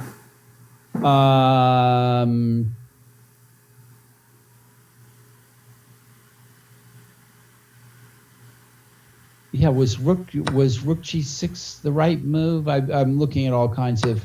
Oh, what happened there? She just trades in order to play to rook g3. The technical, going for the technical, or bishop d7. Sure. Just going for like the technical approach. That's good. It's a good way to play chess. It's a mature way to play chess. I suppose it may or may not have been the fastest route to victory, but she's the one playing the game, so I'm gonna give her the benefit of the doubt here. Let's go back to the Carla Heredia Ashik Usman game, and it's a White's move here. Wow, look at Ashik. Looks like he picked He's got a nice solid position here. I mean, if White takes on b4, b5 is gonna have an outside pass pawn, but Black is super solid. Yeah, I think White can expect no more than a draw from this, even after taking on b5. Except people are human. Yeah, people are human. And Rui got it done. This is the final position. Delivered mate. How about that? Yeah. So good game by Rui. Yeah. 2-0. Yeah. Going back to Elliot Winslow. Yeah, I wanted to see Elliot's game. We can almost have a position where we have a piece on every square on the D. Yeah, look at the traffic jam on the D file. Looks like the 101. This is crazy complex. I mean, if White moves the knight at d6, then Black's got moves like bishop a3 check, and I'm almost tempted to play rook d5 if I'm White, just to sort of get just to open it up. Yeah, it might not be good though.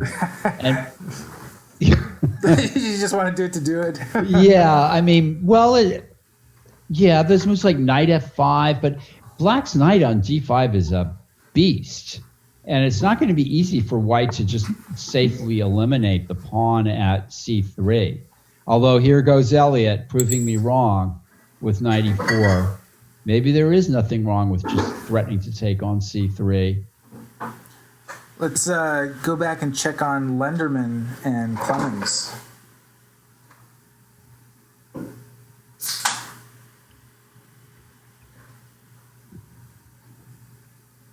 So Lenderman clears the way for the knight to come into e6.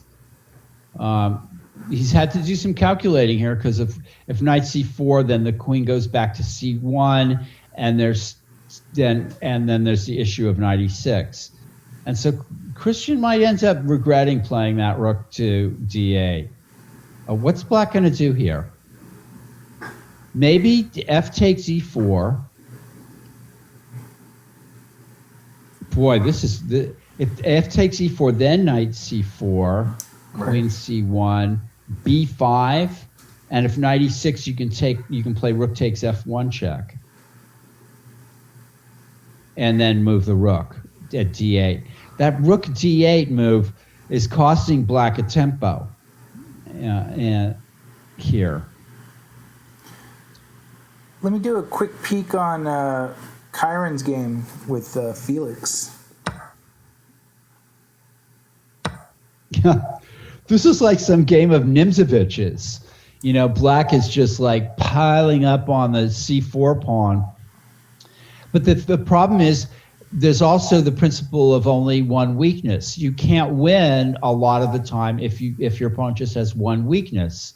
And here, you know, white can defend c4 all day long. So black plays g6 to try to make another weakness over on the king side. And that's the way that black is going to have to try to win this game, is by making another target somewhere.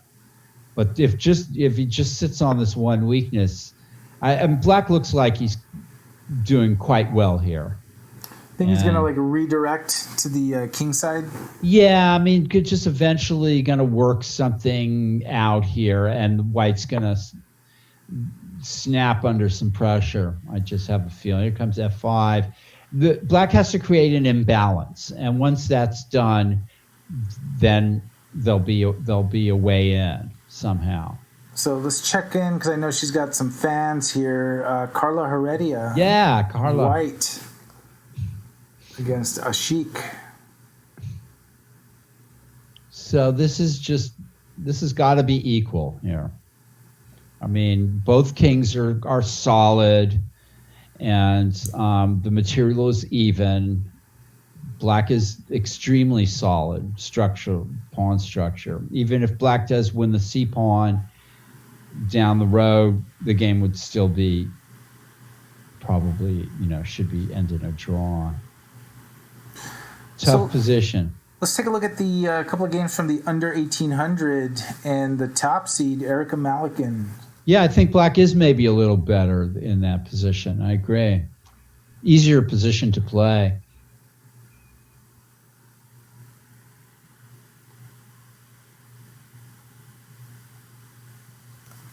It's a game. Yeah, this is tough. This is this is kind of black is trying to open up the queen side and get something going here before white takes over all the light squares. Here's a end game for you. Tough little position. Speaking of which, just a lot of tactics. Pranav Sairam is up the exchange here on Jonah Bush, but yeah, black has a nice looking, sort of domination theme here, but he is down a whole exchange. Yeah. Which leads you to think that maybe, this is a tough one to call, though. I mean, black is going to have to play actively. It's a Petrosian sort of position for black. Is black going to have to, push the c pawn and move the rook over and create some attack there, or? I think black maybe or b4 even, c4 or b4, or play 90, or maybe black could have thought about playing h6 and g5. I mean, you have to stay centralized and strong. And of course, if you play you can play knight e3 anytime you want at the right moment, maybe where it doesn't give up a pawn, and then the king is so superbly placed. I mean, if white sacrifices the exchange back. So yeah, black is probably doing okay here.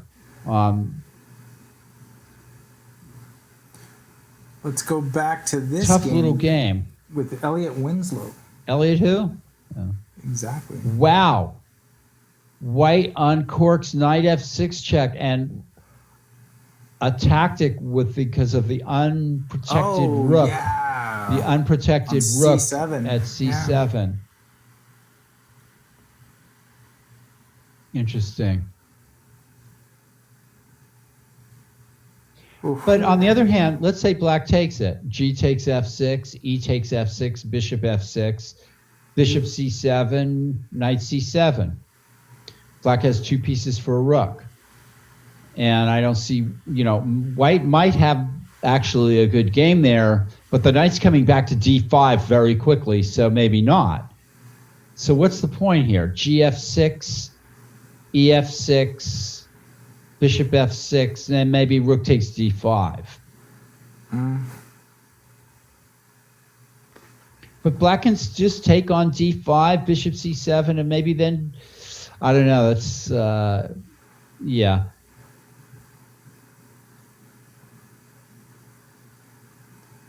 And again, going back to this game and just checking in on it, Carla's attacking here, but again, she's like short on time, or getting short.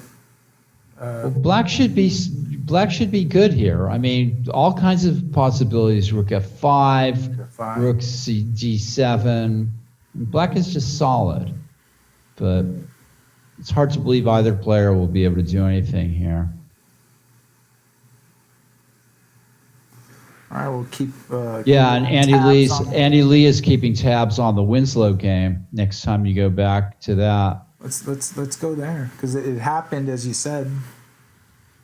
Oh, he took with the pawn. Yeah, Andy was saying bishop f6, and then so now if bishop f6, rook d5, e d5, bishop c7, black can play d4, but then white goes bishop b6 and starts to munch the pawns, because if black can't defend the pawn at g4. So Andy's idea was interesting.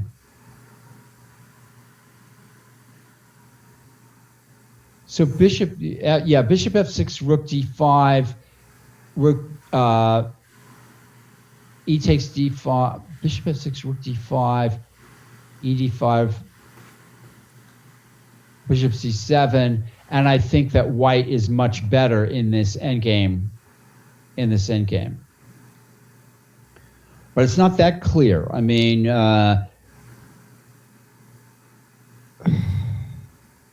yeah, Andy was talking about bishop f6 instead of g takes f6, and that was maybe better than this.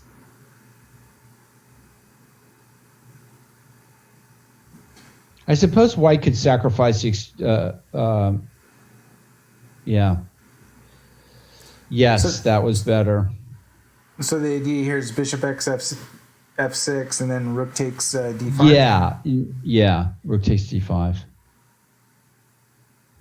And then, well, black has to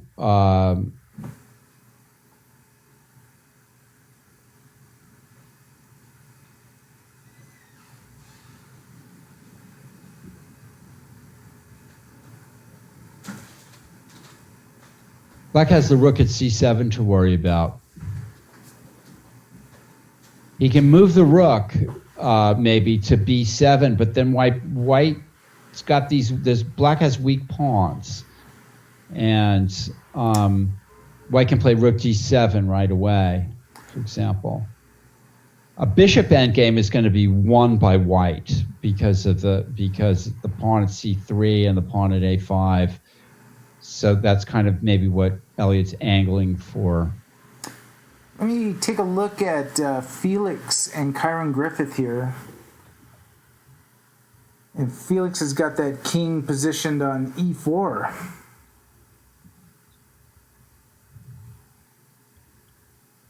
And has played a5 to give himself some room here. The game's taking a tactical turn, and maybe that's exactly what Felix needed to happen. Yeah. And Kyron is not afraid to mix it up, to play for wins in these positions. I've noticed that over and over and over again. But white's not threatening to take on well, maybe he is threatening to take on a5. Knight a5, rook f1, rook a6. And we're getting into a messy rook and pawn thing. Let me do a check-in on top board. Alexander Lenderman and Christian Clemens. Wow, Christian is really playing the game of his life here. This is something else. Yeah, how A strong nice is that? centralizing move, knight c5, queen e5. If knight takes c5, knight takes d5. Looks like it works. If queen takes c5, well, what happens if queen takes c5? Threatening rook f8 mate. Black can't play rook e6 because of rook f8 mate. Yeah, what's going on here?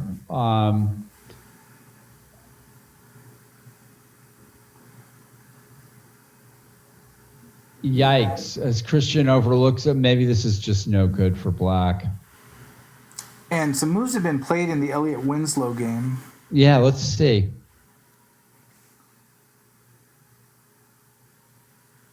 So this is what happened. Yeah. Okay. Yep. Huh. Black just marked time and then did this. So Yeah. this is similar to what Andy was suggesting, actually. Super strong knight on d5, but weak black pawns, and also the possibility that white's going to play rook takes d5 at an opportune moment and not only win a pawn there, but like scoop up all the other pawns as well. So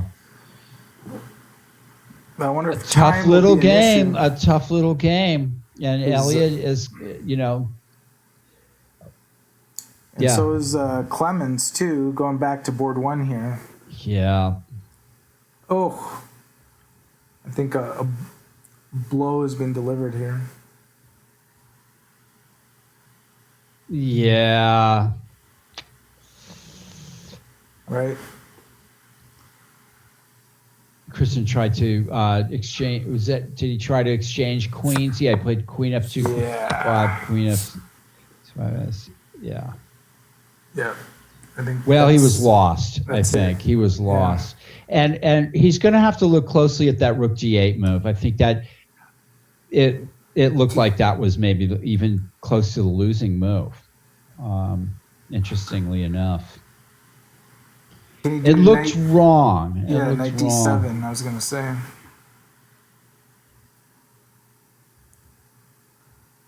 Well, white's moving in here. Queen c7 is going to win 2 pawns on the queen side. Right. Yeah, this is a matter of time. I think so. Black is definitely on the ropes and it lost the thread of the game, I think. But it's easy for me to be an authority after the fact. That's the best time. Yeah, that's true. Let's check Elliot's game. Elliot who? Yeah, some guy. Okay, I like this move, pawn a4. I really like this move, pawn a4. This is black's chance. And this is Andy pointed out, rook c4 might gain this pawn eventually, but black is using the dynamic possibilities here in a really good way. He gets rid of the weakness of the pawn at a5. Elliot might have done better to have played pawn a4 instead of rook c4, and To prevent that. to prevent this move. This move is strong. It's Whoa. strong. It's a strong move, and I think it's an easy move to underestimate. That's kind of the way it looks to me at this moment. So this is the position in the Karla Ashik game.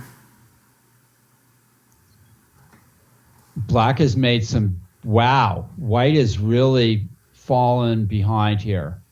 And she's getting low on time. She's kept the c pawn, but lost some pawns on the king side. Rook e6 doesn't really do anything because black just doubles rooks on the g pawn. This is turned bad. And white has to hope for a draw here. Now, maybe rook f3. But then rook f3 and rook d3, and you'd lose another pawn. Yikes. Maybe king g3, but then rook doubles, you double the rook. So that, anyway, yeah, I think that somehow giving up this pawn on the at f2 has been unless white had something really clear. This has been very troubling. This is very troubling for white. Well, I'll say just Carla may not be in form in this first couple of rounds, because I think she was kind of in trouble in the first game. In the other game too. Yeah.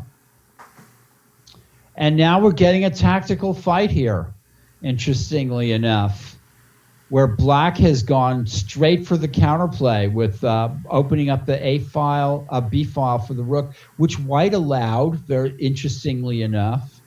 And so that white could sort of start this attack with the rooks and the dark squared bishop. Interesting. Oh, wait a minute. Bishop d6 is almost winning on the spot, right? Knight e7, rook c7. I think black is lost. I think. Bishop d6 check. Yikes. Knight e7. And then rook c7.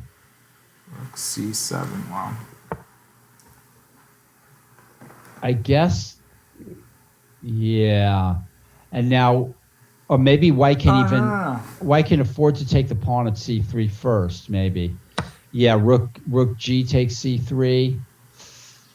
Yeah, strong. Wow. Looks like where did black go wrong here? Or Elliott's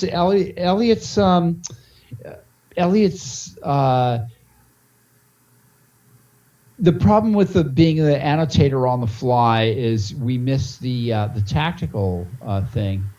Right, and he gets the win. Wow. And here we are, right here. I mean, this is sort of. Let's see what happened after a4. Black played a pawn a4. Took. Right. And now maybe black should go rook a7 and just go ahead and take the a4 pawn. That might have been better. That was my original idea. Going for counterplay like this may not be the right idea. Maybe black should have played rook a7 and then taken the pawn at a4, because this didn't turn out very good tactically. Interesting. Yeah. Very interesting. And actually, Nicholas is in the chat thinking if he. Oh, he couldn't have played king h8. King h7. Oh, no. Rook g7 check. Yeah. You can't do that. Yeah. But Nicholas, maybe you should have played instead of rook to b2, you should or rook b7 to b2. You should have played rook over to a7 and then taken the a4 pawn. And Christian is still alive. Yeah, white went ahead and grabbed the queenside pawn, and it's just yikes. I mean, of course. Hey, look at this game. You still have to win these positions. I mean, maybe. Oh no! What happened here? Whoa! This didn't go right. It looks like mate in one. There it is, and it was. So Pranav Sairam gets the win against Jonah Bush. Wow. Well, we only saw the end of that one. And in this game, Kyron Griffith, if we see... prevailed with a tactic. Yeah. Interesting. Yeah. He doubled up the rooks and created mating threats. There. And then... Yeah. And then whammo with that move, and that just wins the house. Yeah, tactics. Absolutely, tactics there. So Kyron doing his thing. It's a mix of strategy and tactics makes these 23, 2400 international masters and grandmasters. So good. And Carla is on the ropes, totally on the ropes here, and is losing, I guess. If you have a passed pawn and 4 rooks are on the board, I guess anything is possible. Yikes. And Ashik has declined draw offers here. Well, of course. Yeah.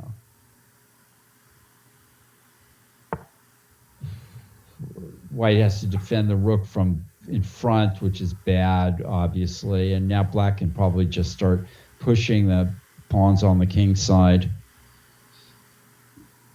H5, or maybe even G4. No, nothing wrong with G4 probably here. I think white is just losing here.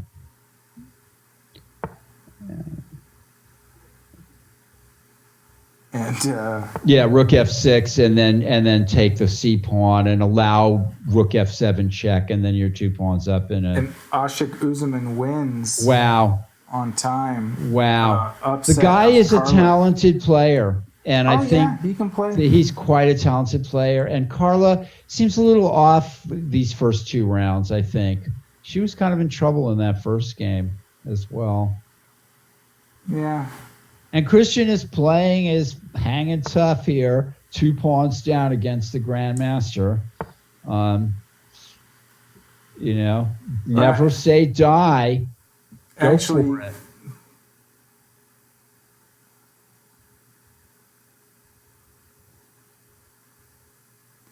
And he's going to be one of the last games done here.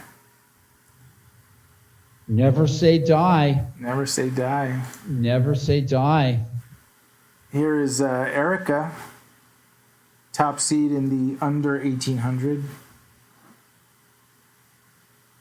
Wow, what's this rook F3 move? Knight E4, rook F7. Black can just take back with the king and be an exchange up. Yeah, right. So this didn't really work out. Why didn't white play queen takes G6, I think?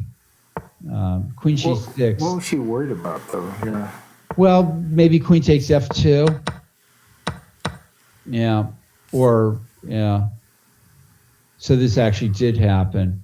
Maybe black should have taken with the king. I mean, white has some positional trumps here, but not enough to compensate for the exchange. So... And now we have reached, the rooks came off. And this hasn't helped black's cause at all. And white has some, what look like minor technical problems here.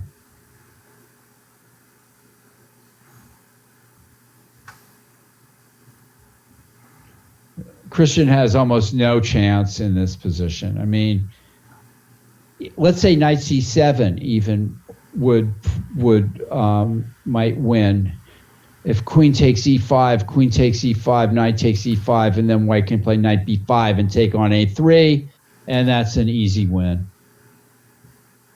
So, unless black can defend with knight c, well, that might not be so easy actually.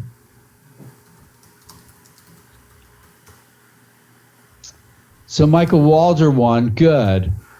Yeah, and I was about to post the link, but then I didn't want the whole general public having a link to the Google Doc. Right. But we'll note it. We'll note the result. So Judith, if you're out there, Michael Walder got the victory. This is an interesting position just because it poses the problem, the problem of how to win in the most accurate fashion. And let's see, I'm interested to see how Alexander does that. I love to watch the technique of winning one positions. It's and knight c7, which is what I said, he plays it, and now knight b5, that's it. And black can win the d pawn, maybe. maybe not even. Yeah, knight takes a3. He can't even win the d pawn so easily. And white's gonna, even if black does get the d pawn, the outside pass pawn should win comfortably enough. Very tough. I mean, Christian and he defended has really well too. Yeah, he's come close here. Oh, look at that. Knight d3 check and knight b4 after knight takes a3. That's absolutely correct. And that's why Alexander's bringing the king up first. So black can win the h pawn, but then white's going to. This is coming down to a bit of the wire here,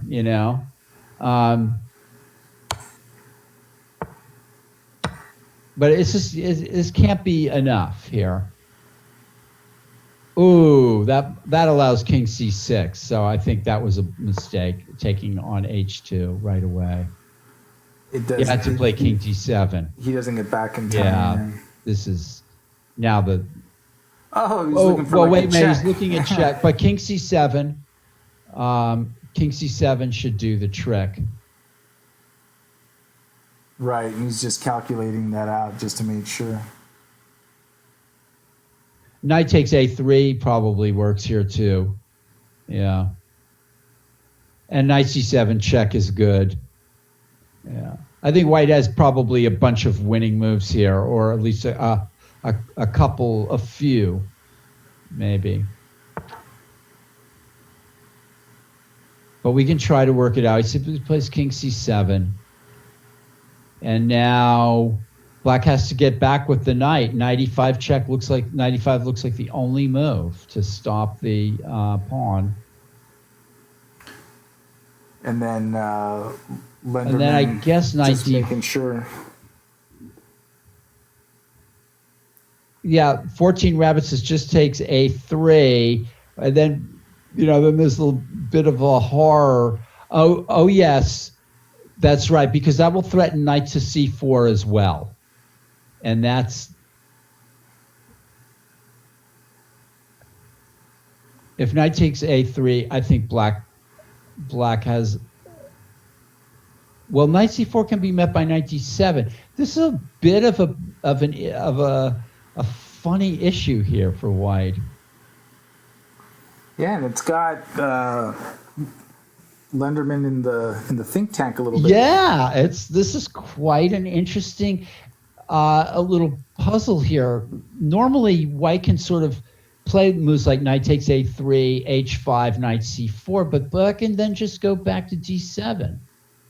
Knight to d7, and you're not quite and nobody who's watching this is seeing a clear win either, which is interesting. And we have Kyron Griffith, Andy Lee, and Michael Walder watching it, so yeah, it's not like we're without talent.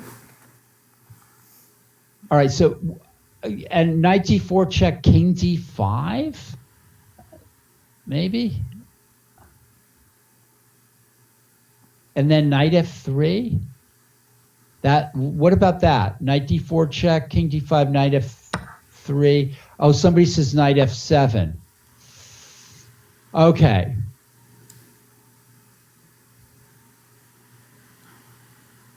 So knight c4 is met by knight d7.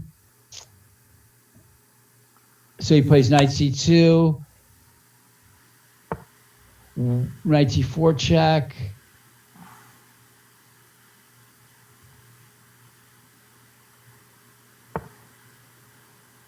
Wow. Christian is playing, knight f3. Nice move. Nice move. Knight f7 is forced here. But then knight g5, knight, do it. You got to play knight f7. You have to. Oh, he takes the knight. Oh, no. Oh, this is hopeless. Why didn't he play knight? Christian. Yeah. Yeah, that was so. That's sad. But okay, so knight f7, d7, and knight g5 coming. There you go. I like. Yeah. Wow, this was quite a game, Christian, and something for you to analyze for hours and hours and hours at some point. He just takes the knight. Yeah. Good game by Christian Clemens. Kind of defending, sticking it out. And there's still one game going. The illegal move. Yeah. That's. Hey. Hi, Alexander. That was Hey, a tough Mr. Lenderman. fight. Yeah, it was not easy. Not easy.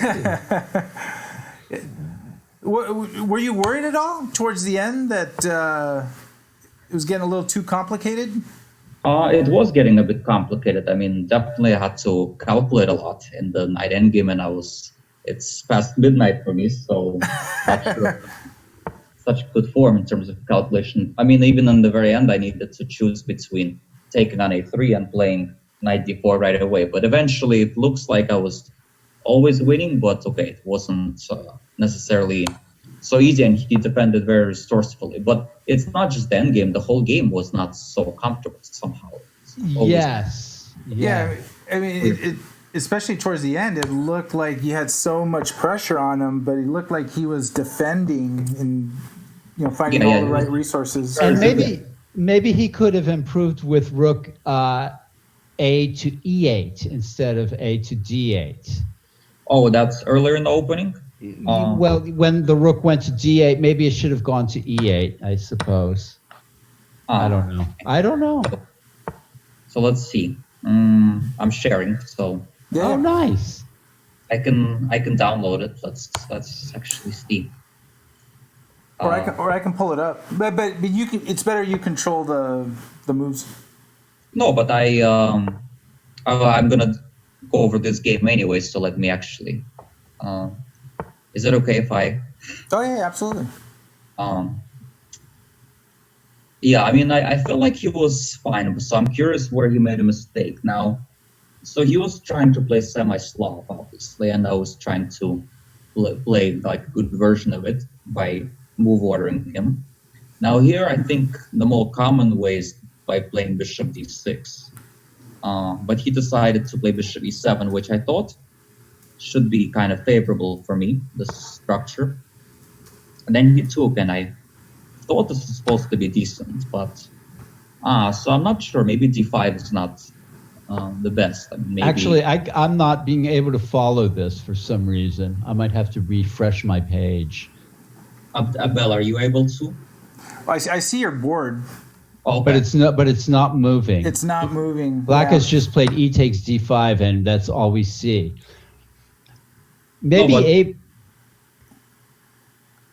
Yeah, do you want me to pull it up on mine? Maybe let me unshare and share again. Maybe. Yeah, try it. There's a bug or something. Okay. Let's see. It might be due to Twitch, says because actually everything is coming through Abel's now? OBS, right? Yeah, and Judith says it may not work because all the games are operated through my OBS, and Judith is thinking that it may not. Yeah, that makes sense. Show it on. Yeah, although he was able to pull up his game he was able to share that. That is weird that the game came up but then couldn't make the moves. But I can pull up the game just as easily. Mm-hmm. You want me to try that? And then yeah, sure. I mean, I can look at it on my own, and then you can go over the critical moments. So want to go over, I guess. So here's the game. All the games are finished. Wow, thanks everybody for watching. So here's the game. We're at move 14. Mm-hmm. I'll just play it out, and then you let me know when to stop. Oh, now you have the. Yeah, I got the game up on the main screen there. Oh, but I don't see it, or should I? Maybe you I should think be on unshare. Twitch. Yeah. Oh, I should go to Twitch. Oh yeah, you can see it on Twitch. You Yeah, have to see sorry. it on Twitch. Yeah. And then if you go to Twitch, Twitch dot. Yeah, the Ah, link okay, is. that link. Okay, yeah, I'm there. And maybe stop share as well. And I then, did stop. Yeah. And then mute when you get to Twitch. Oh, okay. I see. Yeah. Good game, Christian. Thank you very much. Yeah. Hey, Christian. Yeah, quite a game. So I'm just playing moves of the game here, and then I'm sure we'll get to critical moment soon. I'm going to try to follow along here. I've got an analysis board here. Paul loved this movie, this move F5. Well, I think you know it's a nice fighting move, for sure. Somebody's saying fix the screen. There's two chessboards, one with Alex frozen on it, and the other is. Oh, it might be the Zoom. I think the Zoom. And I can't see any boards at all right now. Transition. Oh, let me work something here. Let me try this. Yeah, Christian, and I questioned your rook takes a. Transition not working, Judith, by the way. I think so. Maybe so. Alex has stopped his share, right? Which is good. Yeah, but I think what's happening here. But we got stuck. Yeah, we got stuck. Let me. But I'm still able to follow the. You're playing over the Clemens. Yeah. Do game. you see the moves in the other board, like the main board? Because the moves are being made on that board. I mean, for me, Twitch is not even working when I'm clicking that link. It's just stuck. Wow, that's Okay. interesting. Huh. Maybe it's because of the wrong browser. I don't know. I mean, maybe Twitch doesn't work on. Yeah. Yeah. Well, we'll. I'm sure the game will be deconstructed in the newsletter. I'm sure. But it looks It was- like it was up and down, but then Queen C7, I guess, was a mistake because that allowed 96 and allowed me to win the pawn, and then I kind of got control over the game. Although probably did not convert it very well. Did you think there was any point where there were actually drawing chances when you got to the knight and pawn ending? Knight and pawn endgame. 2 pawns down, maybe not. No, but like right there at the Well, end. I knew it was getting one pawn back. I didn't think there were very many drawing chances here because my A3 pawn is just so stranded. They say knight end games are like pawn end games. If I lose the A3 pawn, even if I win back the D6 pawn, I feel like I'm just kind of a pawn down, unless I can win the A2 pawn back immediately. But And yeah, But king on one of the G8 lines was you really could terrible. have. I'm sorry? And in one of the lines you could have. I mean, if Alex hadn't played the move that he played, so it was very. You should go over it with a fine tooth comb. The stream has turned into a podcast. Says 14 Rabbit. Yeah, we're aware. I try to transition scenes, and I don't know what it is. So That's all right. I just want to say, Christian, maybe rook A to E8 instead of rook A to D8 as a I possibility. was thinking about that. That struck me during the game. I'm not sure, if it was the correct move, but it's something maybe it struck me when it was during the game that rook A D8 was yeah. Anyway, I don't know. That was my other I don't know. option. I completely missed knight f4. I wasn't really looking at it. I mean, once I saw it, it didn't. I was able to kind of deal with it. But I didn't see knight f4 coming. I thought he was going to play rook a to d1. Right. And I can't remember the exact line, but I think that's why I wanted my rook on d8 so that I could restrain the pawn. But then Right. I also kind of wished I had a rook on e8, but then I didn't want to take it off the f file because I always wanted to have the possibility of trading rooks on the f file, which I ended up doing later, I think. Great Well, game. Nice. Great game, guys. Thank you. Forceful. Yeah, Thank yeah. you for kind of like sharing that, and Nick DeFermian will break it down in the newsletter. And congratulations, Mr. Lenderman, 2-0, and there'll be more players coming after you next week. Yeah. So congratulations, thank you, Christian, and Thank you. thank you everyone for watching rounds 1 and 2 of the Tuesday Night Marathon. 3 and 4 is next Tuesday, starting at 6:30 p.m., and we will have the pairings up on Monday afternoon late. I think it's around 4 p.m. So, and I think the results have been updated online. So just go to the link for the tournament, and you'll see the updated standings. And thank you very much for joining, everyone. And I'm Abel Talamantes, chess director.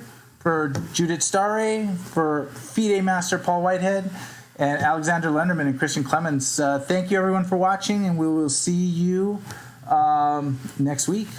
Absolutely. Are you rating anybody? Yeah, Judith, do we have a raid? She's like the raid finder. Is anyone doing any chess? Yep, she's finding someone to raid. Is it Sabina? Is Christian around? The Count.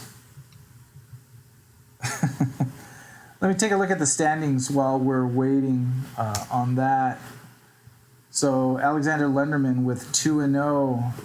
Kyron Griffith, Elliot Winslow, Alex Chin, Arui, Pranav Sairam, Ashik, and Arul Viswanathan are at 2-0. Nobody's at 1.5. We didn't have any draws in the top section. Do you live in New York City, Alexander? Yeah, at the moment, yes, but In I'm Manhattan? going back to. The plan is for me to go back to St. Louis next week to resume my semester, but I have flexibility on when I can come on campus because I have online classes. Okay. And we will be rating Daniel Naroditsky. So we're going to give back the love with the little love that we have. All right, everyone. Thank you for joining. And thank you, Andy Lee, for being part of the chat. You got to get in on this so you can get in on the action. Bye, everyone.